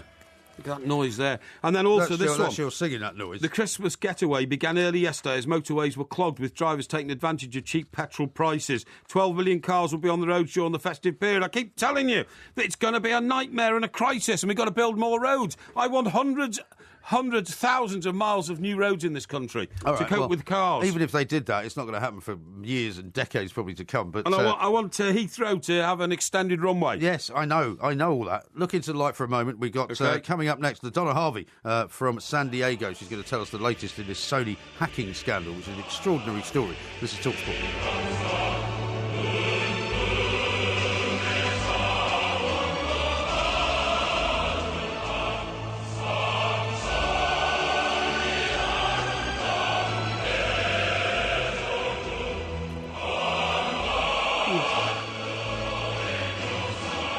Was that a strange noise emanating from you there?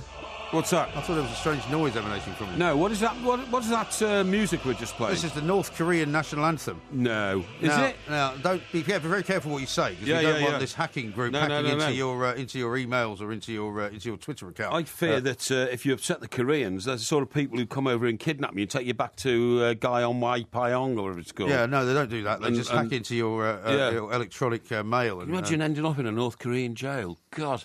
I'd rather kill myself, I think. Would you? Well, I'll tell you what. I mean, it's absolutely, completely banjaxed Hollywood and Hollywood executives. Yes. There's been emails leaked all over the place. This movie, The Interview, is now probably not ever going to be released in cinemas all. A lot of people in America are upset that the communities of the movie business have sort of basically given up and given into the hacking. We're going to talk to Donna Harvey now, our favourite host over at KOGO Radio in San Diego. Find out what the latest is. Donna, very good morning to you. And a good morning to you. So, I mean, who would have thought that the influence of North Korea could attack the very heart of the movie business in Hollywood quite successfully? Yeah, very successfully. I've not seen so many people running for their lives since, watching a track race up here. These people have lost their minds, and they are so afraid of that jumped-up little pipsqueak that they're not even releasing a movie. You have got to be kidding me. I'm so amazed at this. I know, it's incredible, isn't it? I mean, one of the things as well that I've been fascinated by is the other stuff that's been coming out around it, like these emails about Angelina Jolie and Leonardo DiCaprio, which has been absolutely great to read, hasn't it? It's been fantastic. Yes.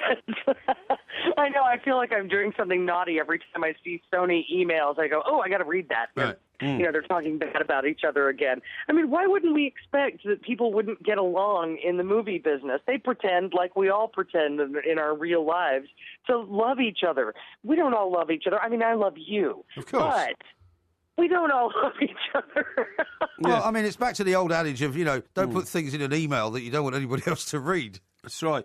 Right. LaDonna, the latest we think coming out of America over here is that the US government now say they're not blaming the North Korean government directly for these leaks. I mean, what is going on here? Has some insider at Sony decided that this is too insulting to another state nation, so they've leaked all this information out in public to close the film down? Or are the North Koreans now so sophisticated that they've actually attacked the American computer system and done it themselves?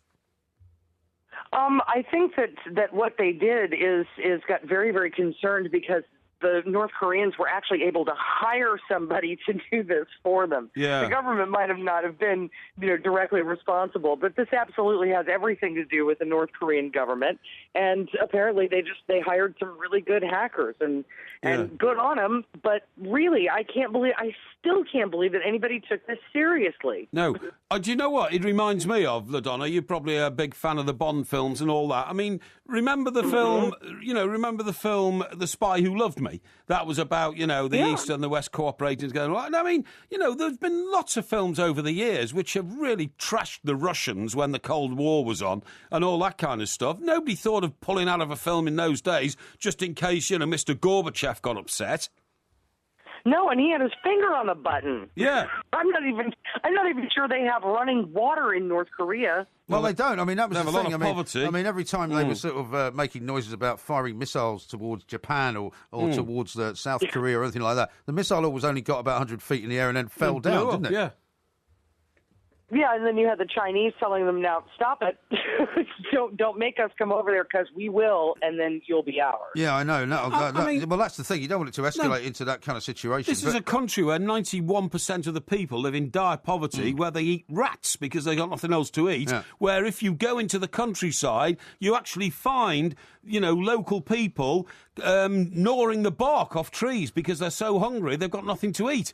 How can you? Well, I mean, the trouble is, be frightened of an uncivilized country like that? Well, the trouble is, though, you don't know that they're gnawing the bark off trees because, people will say, well, maybe that's just propaganda. You haven't seen a picture of them gnawing the bark off trees. They do. They gnaw the bark off trees. I know, because I have information from inside North Korea that this is what happens. Yeah, I'm going to hack your emails and make sure that you're telling me the truth. Exactly. And Porky's intelligence network reaches into Pyongyang, obviously. But the other thing is that the other sort of, I suppose, truth that perhaps nobody's really talking about is that maybe this movie is actually not very good either. And at the end of the day, the clips that I've seen from it on the trailers and things, it's not exactly the greatest comedy ever made, is it? No, it's really not. And I have a friend who's a movie critic, and he has absolutely seen it, and he said it's awful. Right. Of course, now he's a movie critic, so he hates everything. So take that for what it's worth. But he says it's not a very good movie, and I think that we might have just all been saved the hassle of wasting our money. No, I totally agree. I mean, for instance, this country, we could have got all stroppy with you lot in Hollywood for making films about the Queen of England. We could have threatened that, unless you pull these films, we're going to sort of refuse to cooperate with NATO and all that kind of stuff. Well, there haven't been any films made about assassinating the Queen, I don't think, have they? No, not assassinating the Queen, but was the Queen portrayed in the proper light when, Helen Mirren was... by Dame Helen Mirren? Yeah. Well, of course she was. Everybody loved that. Well, we hope so. But you never know what the subliminal message are in these films, That's the problem. I mean, for instance, Sir Winston Churchill has been portrayed as a sort of war criminal in some films, hasn't he? And all that kind of stuff. Yeah. What films has he been portrayed as a war criminal? Oh, for sinking that boat with all those people on it. You know what I mean? What boat? Oh, some boat in 1938. It's about trying to drag America into the Second World War. Yeah. You know what I'm talking about, LaDonna, don't you? Don't just say yes. You'll only encourage him. You'll only encourage him. What about the? She said the Lusitania. That was the boat. Yeah. All right. Okay. Yeah. I don't remember the movie though. I don't remember the movie. What about the FBI in all of this? Then are they actually actively trying to work out who to go after and if they can go after them? Because I'm looking at a piece here that says the 4 possible suspects are possibly it's North Korea, which they don't think it is. The supporters of the North Korean regime in China, hackers with a money-making motive, or hackers or a lone individual with another motive. Because some have said that maybe somebody inside Sony's involved in this, right? Well, as snarky as they are with one another, I mean, God, I'd leave in a snit, too, if I worked there. No, the FBI does want to know, because underneath the hilarity of all of this, and it is funny to watch Angelina Jolie give somebody the cold shoulder because somebody else wrote something nasty about her, right. Because that's the kind of idiots that we're dealing with here. Underneath it all, though, the vulnerability of computers is very, very real. And I think computer security experts across probably around the world, have perked up their ears and they're paying very close attention because this is the kind of thing that can bring down companies. At the end of the day, how badly damaged will Sony be in the eyes of the American public, LaDonna, for caving in so badly? And how badly damaged is the Hollywood film industry? The Hollywood film industry probably not, in total, not really that damaged. Sony pretty damaged on this one. The emails were of particular, just because the tone of them, some of those emails were pretty nasty. So I think that, people have gone, whoa, wait a minute, who are these people, and how is it they're, making racist jokes about the president, and they're all liberals, and they all gave him money. Yeah. I know, it's bizarre, isn't it? And what about, do you think there'll be a battle now between sort of the friends of Angelina Jolie trying to get this guy kicked out as the head of Sony? The woman, Amy Pascal, I think she's probably well on her way out because every movie star in the world right now hates her. Right. But what about the guy who's mixed up in it as well? I'm sorry? What about the guy who's mixed up in it as well? Will he not be in the firing line too? Scott Rudin, for some reason he doesn't seem to be catching a lot of flack, and he's the one with the worst mouth right now. Right. So I don't know why it's all Amy Pascal's fault. Besides, who hasn't been nasty in an email? Right. Well, I guess that's why he's the drama that. I guess that's why he's the guy at the top, because as we know from those movies like The Player, he blames somebody else when everything else goes wrong. LaDonna, we got to leave it there. Thank you very much indeed for joining us. LaDonna Harvey there from KOGO Radio. A couple of tweets and texts to read out to you. Yeah. Lee in South Wales has texted into 81089. Why does Mr. Parry always insist that somehow the questions are fixed? Why can't he just admit he doesn't know the answers? Pathetic, Mr. Parry. And Tom says that quiz was far too easy. Even I got 10 out of 10. Perhaps Porky would be better off with a Rod Stewart quiz. Should we do a Rod Stewart quiz on Monday night? Yeah, sure. That's fine by me. So fine by me. That'll be the subject. Are you an expert on Rod Stewart? I can be. I research everything that I ever talk about so that I'm not accused of talking nonsense, Right. So very rarely does that happen. That's no problem at all, yeah. Excellent. Yeah, bring it on, man. Bring all it right. on. Well, see, this gives you an advantage as well because you can research the subject and everything would be fine. Graham says, if England had been connected to France, we would have been invaded. That was your quote. He says, Perry had half a brain. He might have got more than 5.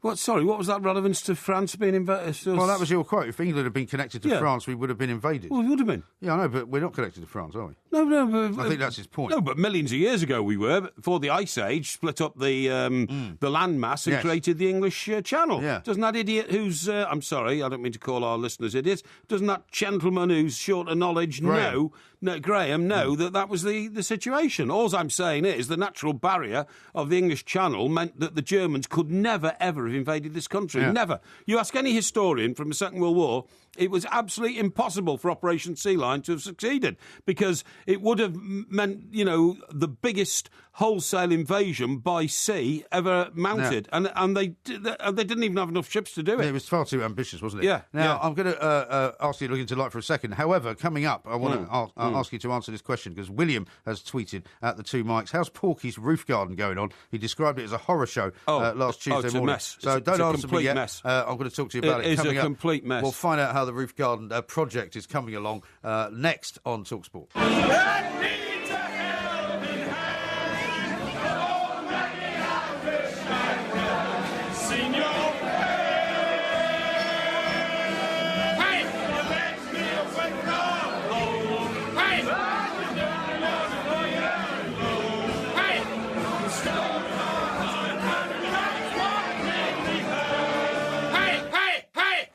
That's, of course, as suggested by one of our loyal listeners on Twitter who watched that clip of you at the Christmas party singing Rod Stewart and thought, this has got to be an opportunity to put some of the old Porky Parry haze in. Well, you need to explain to our listeners why you combine two different bits of audio. No, we don't need to explain it. Everybody knows where the hay comes from. I think the hay is a ridiculous thing. Just because I was... that was my hacker, wasn't it? It was, yeah. It was the end of the hacker, and you suddenly lifted it out of the hacker. I didn't do that. It was a serious impersonation behind the glass. You say this every time. Of a long-standing sporting ritual, and you've tried to mock me about it. No, again. you say this every time that we have to explain it. We don't have to explain it. Everybody realises what is going on. Now, let's talk about your roof garden, because on Tuesday morning when you were here last, you were telling us that you were getting your paving redone on the old roof garden. Yeah. And I said to you, I think at the time, it was the night that there was a lot of heavy rain forecast, and I said they won't be able to do it in the rain. So what happened then? Well, they did, turned up, and it stopped raining by the time they turned up. Actually, it cleared up, amazingly. But the guys came in, and... how many of them? Only 2, because they came to recce it, really, and they were going to repair it. But they thought it was a small job. They thought they had to lift a few tiles, smooth out a bit of asphalt underneath it, and then put the tiles back, OK? That's all. But you were putting new tiles down, weren't you? Wasn't that the point? Yeah, new tiles had to go down, but they only needed sticking down. They had to take the old tiles off, put the new tiles down, and just rearrange the asphalt. And have you already got the new tiles in? No, they brought them with them. Oh, OK. Now, what happened is that these guys came in, and I told them to take their shoes off, as I do. Anybody who enters my house to take their shoes off. So did they have to come through the prison-like iron gate at the front? Well, it's not prison-like iron gate. It's a wrought iron gate with embroidered flowers and things on it. Things on it, isn't it? Well, you can't see the bars because I've got like metalwork flowers painted white all over it, so it looks actually very, very nice indeed. Oh, I thought it was black. No, it's not black, it's white. Oh, is it? It's white. Why are you misleading the audience saying I'm some sort of a drug dealer's den? But it looks a bit like that, because I seem to remember the black bars. You must have changed it. Well, you must have gone to somebody else's house then, or been intoxicated. There are no black bars in my house at all. Right. Anyway, so what happened? You told them to take their shoes off? Well, no, they're fine. There's no problem. They didn't have a problem. So then we got out to the garden. I allowed them to put the shoes back on when they were in the roof garden. And presumably you were able to use your outdoor and indoor slippers. Yes, I was. During this period. I was. Yeah. And anyway, they weighed the job up, and then they decided. And then I said, right, we'll get some dust sheets down here if you're going to be walking in and out, because I might be walking on my carpet, filth on the floor and all that kind of stuff. So then I had to leave. So I had to leave the housekeeper in charge, because she was there. And anyway, they talked to me by phone and said it's a much bigger job than we thought it was. I'm sorry, we just can't do it today. We haven't got the materials, and we need permission from your management agents to. Well, I told you you'd have to tell the neighbours, didn't I? If you'd be digging around and making a load of noise. Anyway, so when I get back, I'm horrified when I get to the top of my stairs, because I said to you... So how long were you gone? I was gone about 4 hours. Right. And then it started raining again about 2:30. So they had to pack up and go home and get permission to spend more money and talk to their boss and all that kind of stuff. Right. But when I got home, I was horrified to find that the corridor leading to my door, the carpet is always immaculate because nobody uses it except me and my neighbour. In the corridor outside of your flat. Yes, exactly. Yeah. Right. Was very heavily stained with mud and dirt and oil and grease. God. It was disgusting. And so you didn't put a dust sheet down out there? No, they didn't. They forgot about that. Oh, right. So when they walked off the dust sheet and walked onto the carpet outside, they just didn't bother with their shoes. They just, and it was disgusting. Well, I suppose they thought that wasn't your area, so they didn't care. It doesn't matter. It's in front of my house. Was it all up and down the stairs as well, then? No, surprisingly, it just disappeared on the stairs. I don't know why. I don't know what happened. Perhaps it had all come off on the carpet outside my apartment. But anyway, so I immediately swung into action, got onto the various people, complained bitterly about everything. Who did you talk to, though? What, the people that own the business or something? Yeah, I talked to the guy who owned the business. Right. I talked to the managing agents who'd authorised the job in the first place and told them to get, subcontractors who don't trash my property. And then I went out onto the roof garden to find all the tiles are up and piled along the side, and there's asphalt all over the place. So they've half done it. They've half done it because they didn't have the materials to finish it off. Anyway, I put my foot down this time. I'm having no filthy footprints, anywhere near my apartment or on the front. So at the cost of an extra £5,000. I've decided to get scaffolding up the front of the apartment block so they can come in over the iron fence in the roof garden and don't have to come through my... I don't know anywhere near the inside of my building. But how have they left it then? Have they just left it like that until they come back? It's been left like that until they come back. But, because you've been giving the bosses a hard time at the firm they work for, they might just leave it. They might not bother coming back. No, they will come back and do it. They'll complete it. It's a contractual Well, when are they coming issue. back, though? 7th of January. 7th of January? Yeah. So you can't use your palatial roof garden until then? No, that's right, I can't. No, it's a hell of a nuisance, but that's the problem with owning property.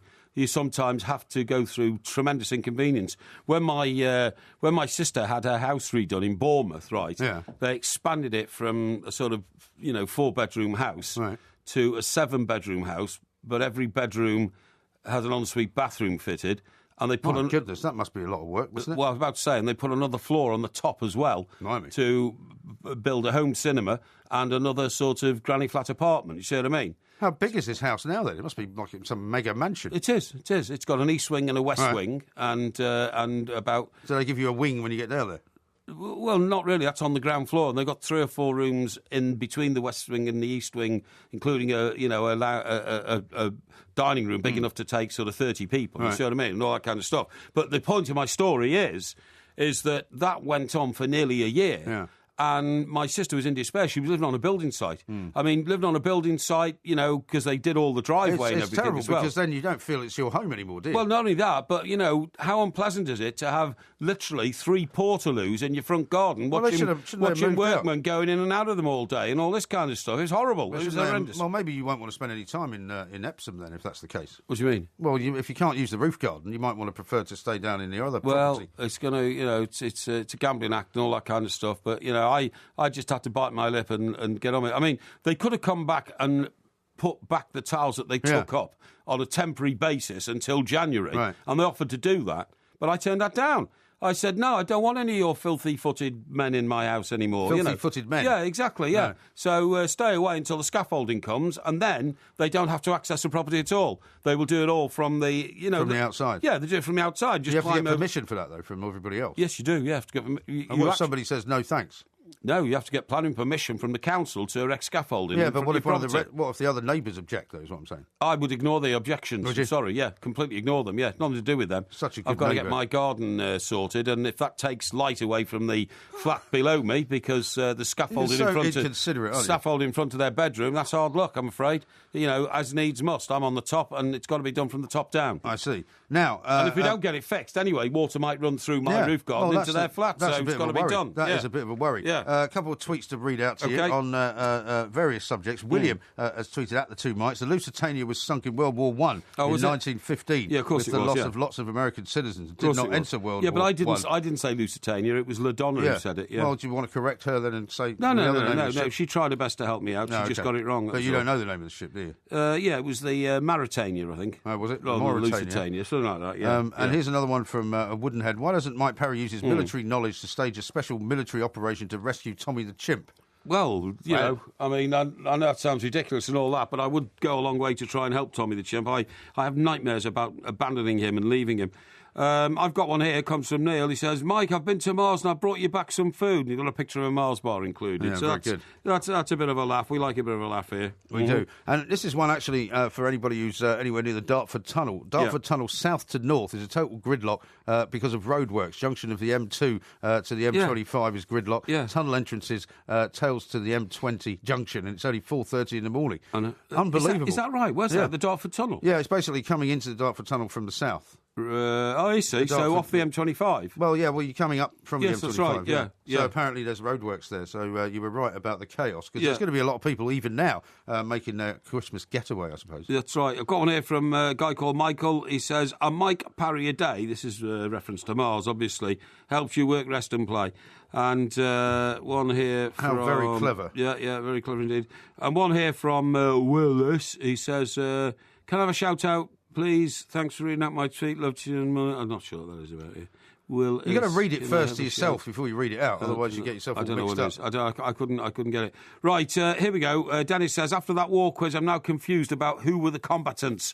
I can't stop laughing. What combatants? Combatants, like who was on which side. I think he thinks that you were maybe getting confused or something. Who no, knows? No, I wasn't. I don't think you were either. I think 5.5 out of 10 for you is very, very good. It means you are, in your eyes, a massive expert on World War II. Lawrence, yeah, you're absolutely right. Lawrence says, I can't get over that you believe people are living on Mars, Porky. Well, I believe it could be happening. I sincerely do. And if the CIA had evidence of it, they wouldn't want the general population to know for fear of causing panic and alarm around the world. Alarm, indeed. Yeah. Looking to the light for a moment, though. We'll keep taking your texts on... by the way, there's one here. This is from William. He says, Porky, have to wholeheartedly agree with you about that quiz. It was supposed to be on World War II, not filmography. And I'm an expert on World War II, not films. Yeah, there you go. Well, I mean, if you're an expert on World War II, surely you would know about all the big movies that were made about World War II. It's part of the whole subject. And another one, you've been been stitched up by old MG again. If the questions had been all war-based, you'd have aced that one, Mike, says You've read James that one out Green. already. Oh, well, I've read it again, haven't I? Yeah. You see, your memory for 5 minutes ago is hopeless. Your memory for the 70s is absolutely brilliant. Oh, yeah? Bizarre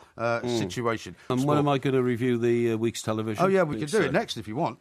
We can do. Have you got it ready, prepared? Yeah, of course it's ready. You've been watching a lot of TV? Yeah. Excellent. Porky Vision coming next.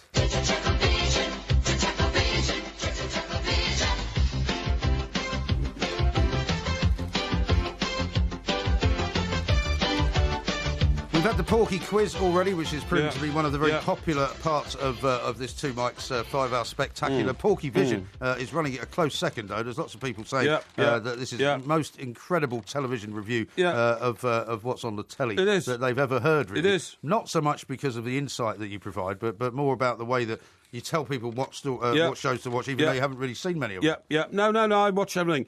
Now, I'm going to review The Missing, OK? Are you? The Missing, that was the one with Jimmy, what's his name in it? You know, Nesbitt. Jimmy Nesbitt, that's right, yeah. And that was really good. But people are disappointed with the ending. And just in case... don't tell them what the ending is. No, I'm going to tell them. It's been on television. It's not my fault if people have recorded it. What happens is, in the end, Jimmy Nesbitt... Don't tell them what the ending is. No, I'm going to tell them the ending. Don't tell them. I'm going to tell them. It's the Porky Siren. I'm going to tell them. It is the Porky Siren. Do not tell them the ending. It only went out a couple of days ago, and plenty of people might not have seen it yet. I'm going to tell them because it has gone out on telly. It's not my fault if you're... No. Have we not had this conversation about how... I don't care. How many times TV audiences are down, largely because lots of people are watching stuff on the iPlayer and everything else. How long do you expect me to not tell people about a programme that was on TV last night? I would say a week is a good amount of time. I'm going to tell you now, and The Missing, what happens is it's eventually revealed. Don't tell them. It's eventually revealed. I'll tell you what, apart from anything else, I haven't seen it, OK? So I don't want to know. That the abducted boy has been murdered. Can we not put his microphone down? The abducted boy has been murdered. Yeah, thanks for that.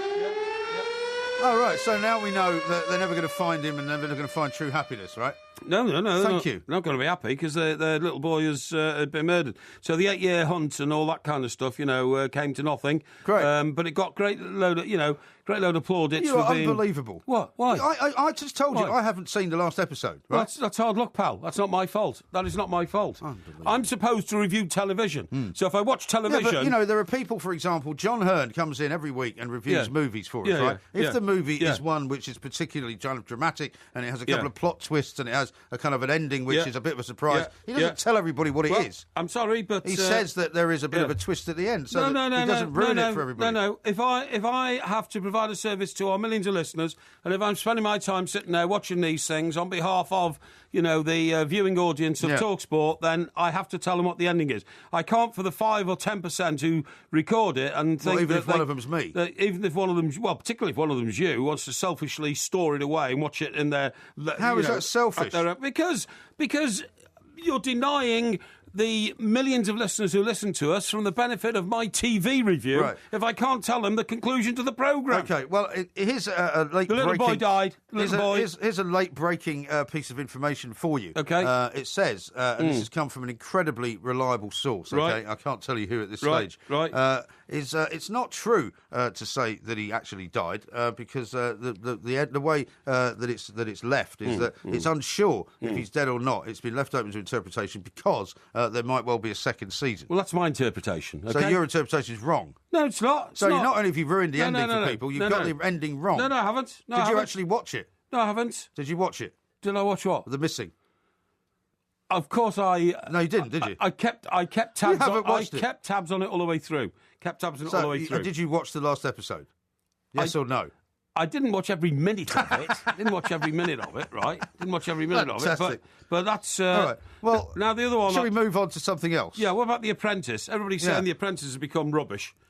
Now, I wouldn't agree with that because, of course, tell us what happens. Lord Sugar is a good friend of the station, all that kind of stuff. Why do you think it's become rubbish, then? Well, I'll read this to you. Why the Revamped Apprentice is as pea-brained as its finalists. Well, where are you reading that from? A review in one of the... You're not supposed to review the reviews. You're supposed to do your own review. No, I read the reviews and I compare them to my own So you just basically rip off everybody else's reviews and present them as your own? No. You're telling me? No, of course not. Very much like your journalistic career. No, of course not. Whose byline headlines going on this story? Oh, just put mine on it. No. Never mind the guy who's actually in the war zone. No.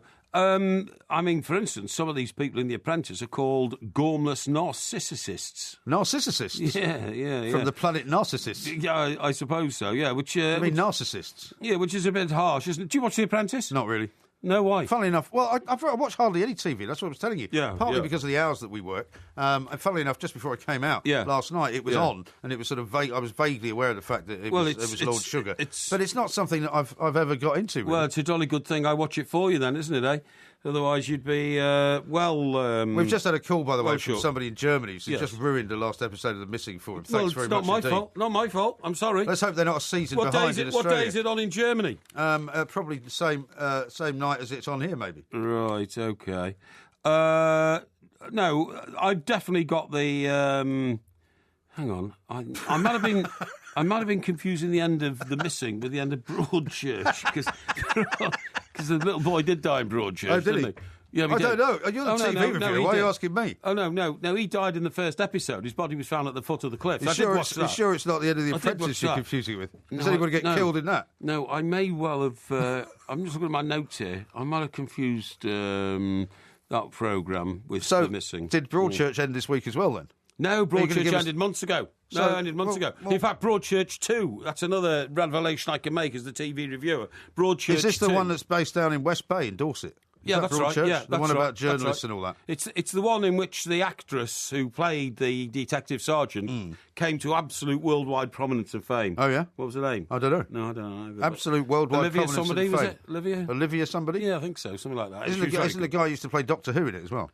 Yeah, that's right, it is. He was very good. David Tennant, he was very good. He played a crazy Scottish cop who was psychologically flawed and had some sort of an illness that was killing him as well. Right. So he was a bit messed up in the head. So what's happening in the new series then? Because it's just started, I think. New series of Broadchurch? Yeah. No, it hasn't started. If it started, I missed the first episode, but I don't think it has. No, it hasn't. Yes, it has. No, it hasn't. It hasn't started, definitely not. You sure? I'm certain. I would have noticed. All right. And maybe recorded it or something like that. But anyway, look, it's all happening in the world of TV, and I can't be responsible for not letting people know what is going on in the TV world. Do you understand what I'm saying? Not really, no. What are you laughing at? Have you got anything else to tell us about any other shows that you've watched and enjoyed? Let me just look through my notes here. Let me see. Yeah, you're right. It is coming back for a second series, The Missing. I've just discovered that as well. He's wrong on every single thing. What are you laughing at? It's just unbelievable. No. Well, the other stuff I watch, of course, is news programmes like Sky News. Oh, yeah. And the BBC News. Did you watch Question Time, by the way, with Russell Brand on? No, I didn't know. I just can't there was a lot of sort of afters, I suppose you'd say, about that. Because it's a load of rubbish. Did I hear you say that you were watching Channel 5 News?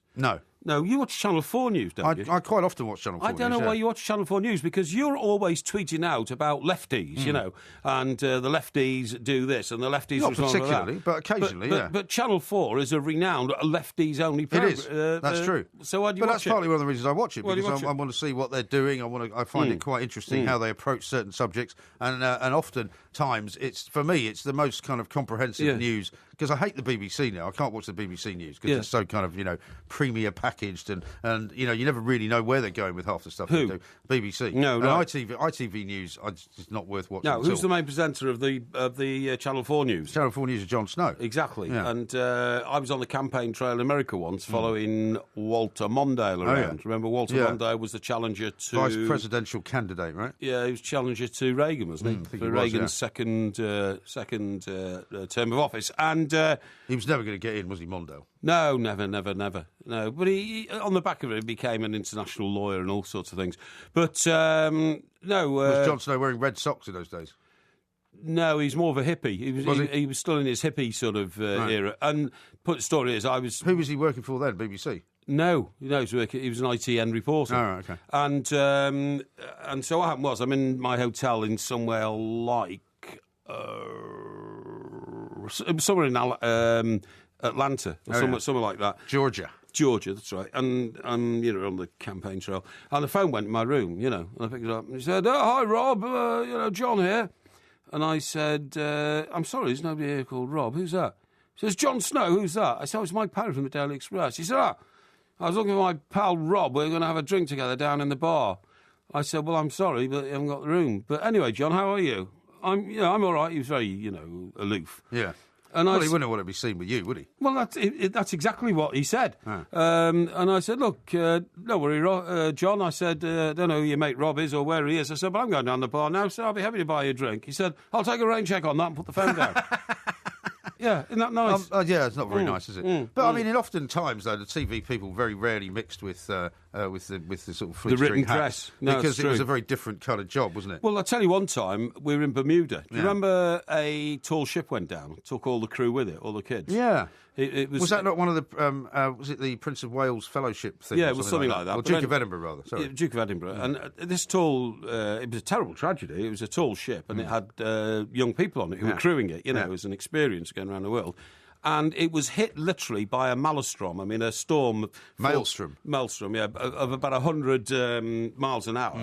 And the effect that this storm that blew at the ship from behind had was it filled the sails so badly, it literally tipped the ship forward, and the ship went down like a submarine. And there were no bodies recovered or anything. I mean, it was awful.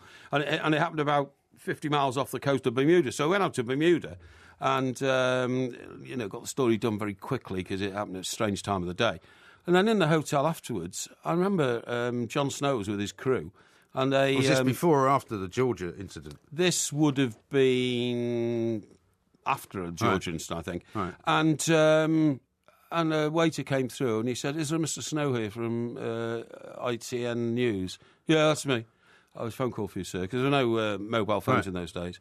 And Jon Snow went away, he was away for a few minutes. Then he came back, and from right the other side of the room, as he re-entered the room, he said, it's OK, guys, don't worry. It was just the boss with the herograms for our great work. And he shouted that from the other side of the room. And everybody in the room could not have failed to hear what a genius Jon Snow was. You know what I mean? Yeah, well, I think you still get the impression that that's pretty much how he sees himself, isn't it? Yeah, absolutely. Rob in Dagenham says on the text, 81089, Mike, Tommy the Chimp has got not a bad life considering if he was in North Korea, they would probably eat him. And there is some probably truth. would, actually. There is some truth to that. Yeah. Now, coming up in the next hour, there's a couple of other things we have to talk about. We're going to look at the front page and the back pages of the papers, of course. Also, I want to ask you about something you tweeted out also from Tuesday morning when you were on your way home, when you suggested that there was some kind of outbreak of urban fox mania. Let me tell you. Don't tell me now. Let me tell you. Don't tell me now. Terrifying. Don't tell me now. You tell me the next hour. This is why I'm saying this is what we're going to be doing coming up in the next hour.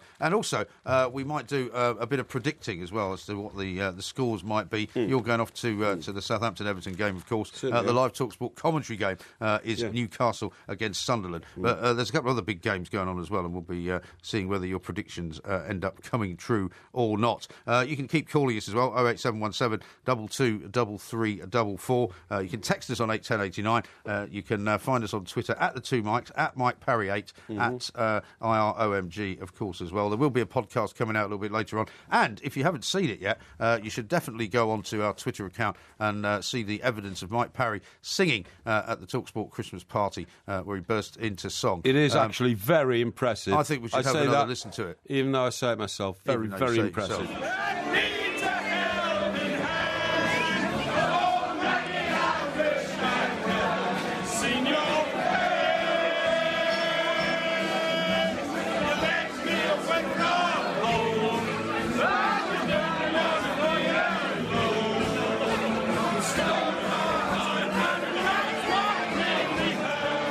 Was the Two Mikes podcast. Yes, it certainly was. Don't forget, it's out every Tuesday and every Friday morning on iTunes. And you can follow us at the Two Mikes. So keep listening for more of MG's loose morals. Believe me, this boy hasn't got a moral fibre in his body. And more of his bizarre buffoonery. What? Who pays the elves? Well, the elves don't need paying. Of course they do. No, they don't. Well, how do the elves then find food and stuff? The elves are provided for year-round, right? The elves are part of the whole kind of Santa makeup. Where does the money come from to provide for the elves? There is no money required because it's not about money. It's about magic. Well, does Santa go around nicking all the food to feed the elves? No, magic is something that you can't explain, right? Magic is something which is not like everything else.